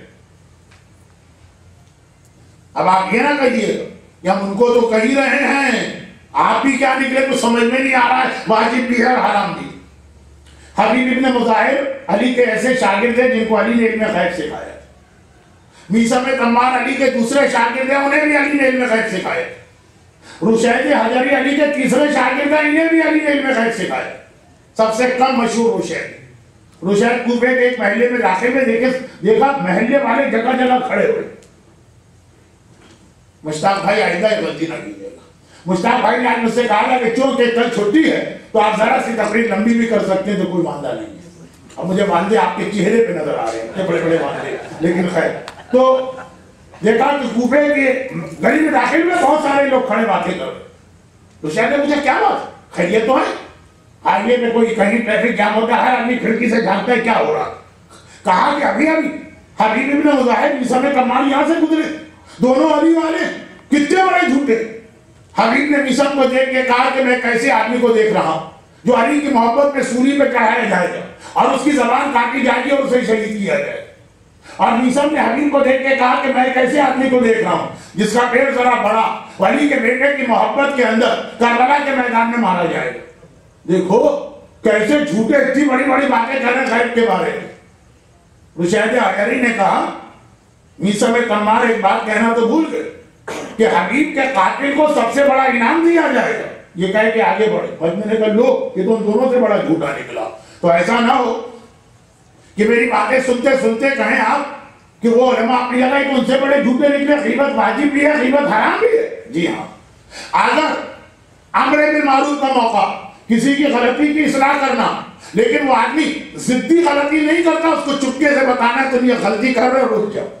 اگر آپ کے علم ہے کہ یہ آدمی چھپکے گناہ کر رہا، گناہ غلط ہے، امر بالمعروف واجبات میں واجب ہے، مستحبات میں مستحب ہے، تو بتانا، غیبت کرنا ضروری ہے، جا کے بتائیے۔ اگر یہ امام پوری نماز میں چاول چاول چاول کر رہا تو اس کی غلطی کو بتانا، لیکن ہر آدمی کو امام نے نہیں کہا کہ وہ تو جا کے ڈھنڈورا پیٹ دے گا، عالم ہی سے کہا جو کونے میں لے جا کے بتا رہا۔ تو خیر کہنے کا مقصد یہ کیا کہ یہ عالم امام سے ملے، امام نے کہا چاول والا شیخ، ہم کیا سمجھیں گے چاول والا شیخ؟ تو امام سے ملے، یہ امام ہے، پہلے یہ کنفرم کرو، کنفرم ہو جائے تو جو امام نے کہا اس کا یہی مطلب ہے، یہ کنفرم کرو، پھر آپ بلائیے امام کو، تو امام آئیں گے۔ پھر ضرورت نہیں ہے کہ آپ کسی کٹرینا کا حوالہ دے کے بلائیں۔ مولا کتاب میں لکھا ہے کہ جب ایریزونا کے اندر یا کیرولا کے اندر کٹرینا آئے گا تو آپ آ جائیں گے، امام کسی کٹرینا سے نہیں آئیں گے۔ مولا آپ تو آ جائیے، کشمیر میں زلزلہ آ گیا، کتاب میں لکھا ہے کہ جب دنیا کے درمیانی علاقے میں زلزلہ آئے گا تو امام آ جائیں گے۔ پھر ضرورت نہیں ہے کہ آپ امام کو بلائیں کہ مولا ادھر انڈونیشیا کے قریب سونامی آیا ہے، روایت میں لکھا ہے جب سونامی آئے گا تو امام آئیں گے۔ پھر آپ کو ضرورت نہیں ہے کہ مولا آ جائیے سوائن فلو پھیل گیا، روایتوں میں لکھا ہے جب بیماریاں پھیلے گی تو امام آئیں گے۔ پھر آپ کو ضرورت نہیں ہے مولا آ جائیے کریڈٹ کرنٹ پھیل گیا، کتابوں میں لکھا ہے جب کریڈٹ کرنٹ پھیلا تو امام آئیں گے۔ نہیں، یہ سب کہہ کے بلائیے، امام نہیں آئیں گے۔ اور ان میں سے کچھ بھی نہ ہو اور آپ ایسے تیار ہو جائیں تو پھر امام آ جائیں گے۔ اور اس تیاری کے لیے بس ایک آخری حدیث سنیے اور بس آپ کی زحمتیں تمام۔ آپ کوئی نہیں ٹھہرے گا کوئسچن آنسر میں، اور مجھے اتنی اس کی پرواہ بھی نہیں، میں ٹھہروں گا، مجھے صرف یہ دیکھنا، میں ٹھہروں گا، جی ہاں الحمدللہ، ہائی انرجی، میں ٹھہروں گا۔ خلاصہ یہ آخری تیاری۔ آٹھویں امام نے کہا تین آدمی ایسے جب یہ اللہ سے بات کرتے ہیں تو اللہ سے بات نہیں کرتے، اللہ کا مذاق اڑاتے، اللہ کا مذاق اڑا رہے ہیں۔ مولا کون؟ کہا یہ دعا کر رہا ہے، کام کوئی نہیں کر رہا۔ مولا بہت اچھا جاب مل جائے، محنت نہیں کرتا۔ مولا میری روزی اتنی کھل جائے، کوشش نہیں کرتا۔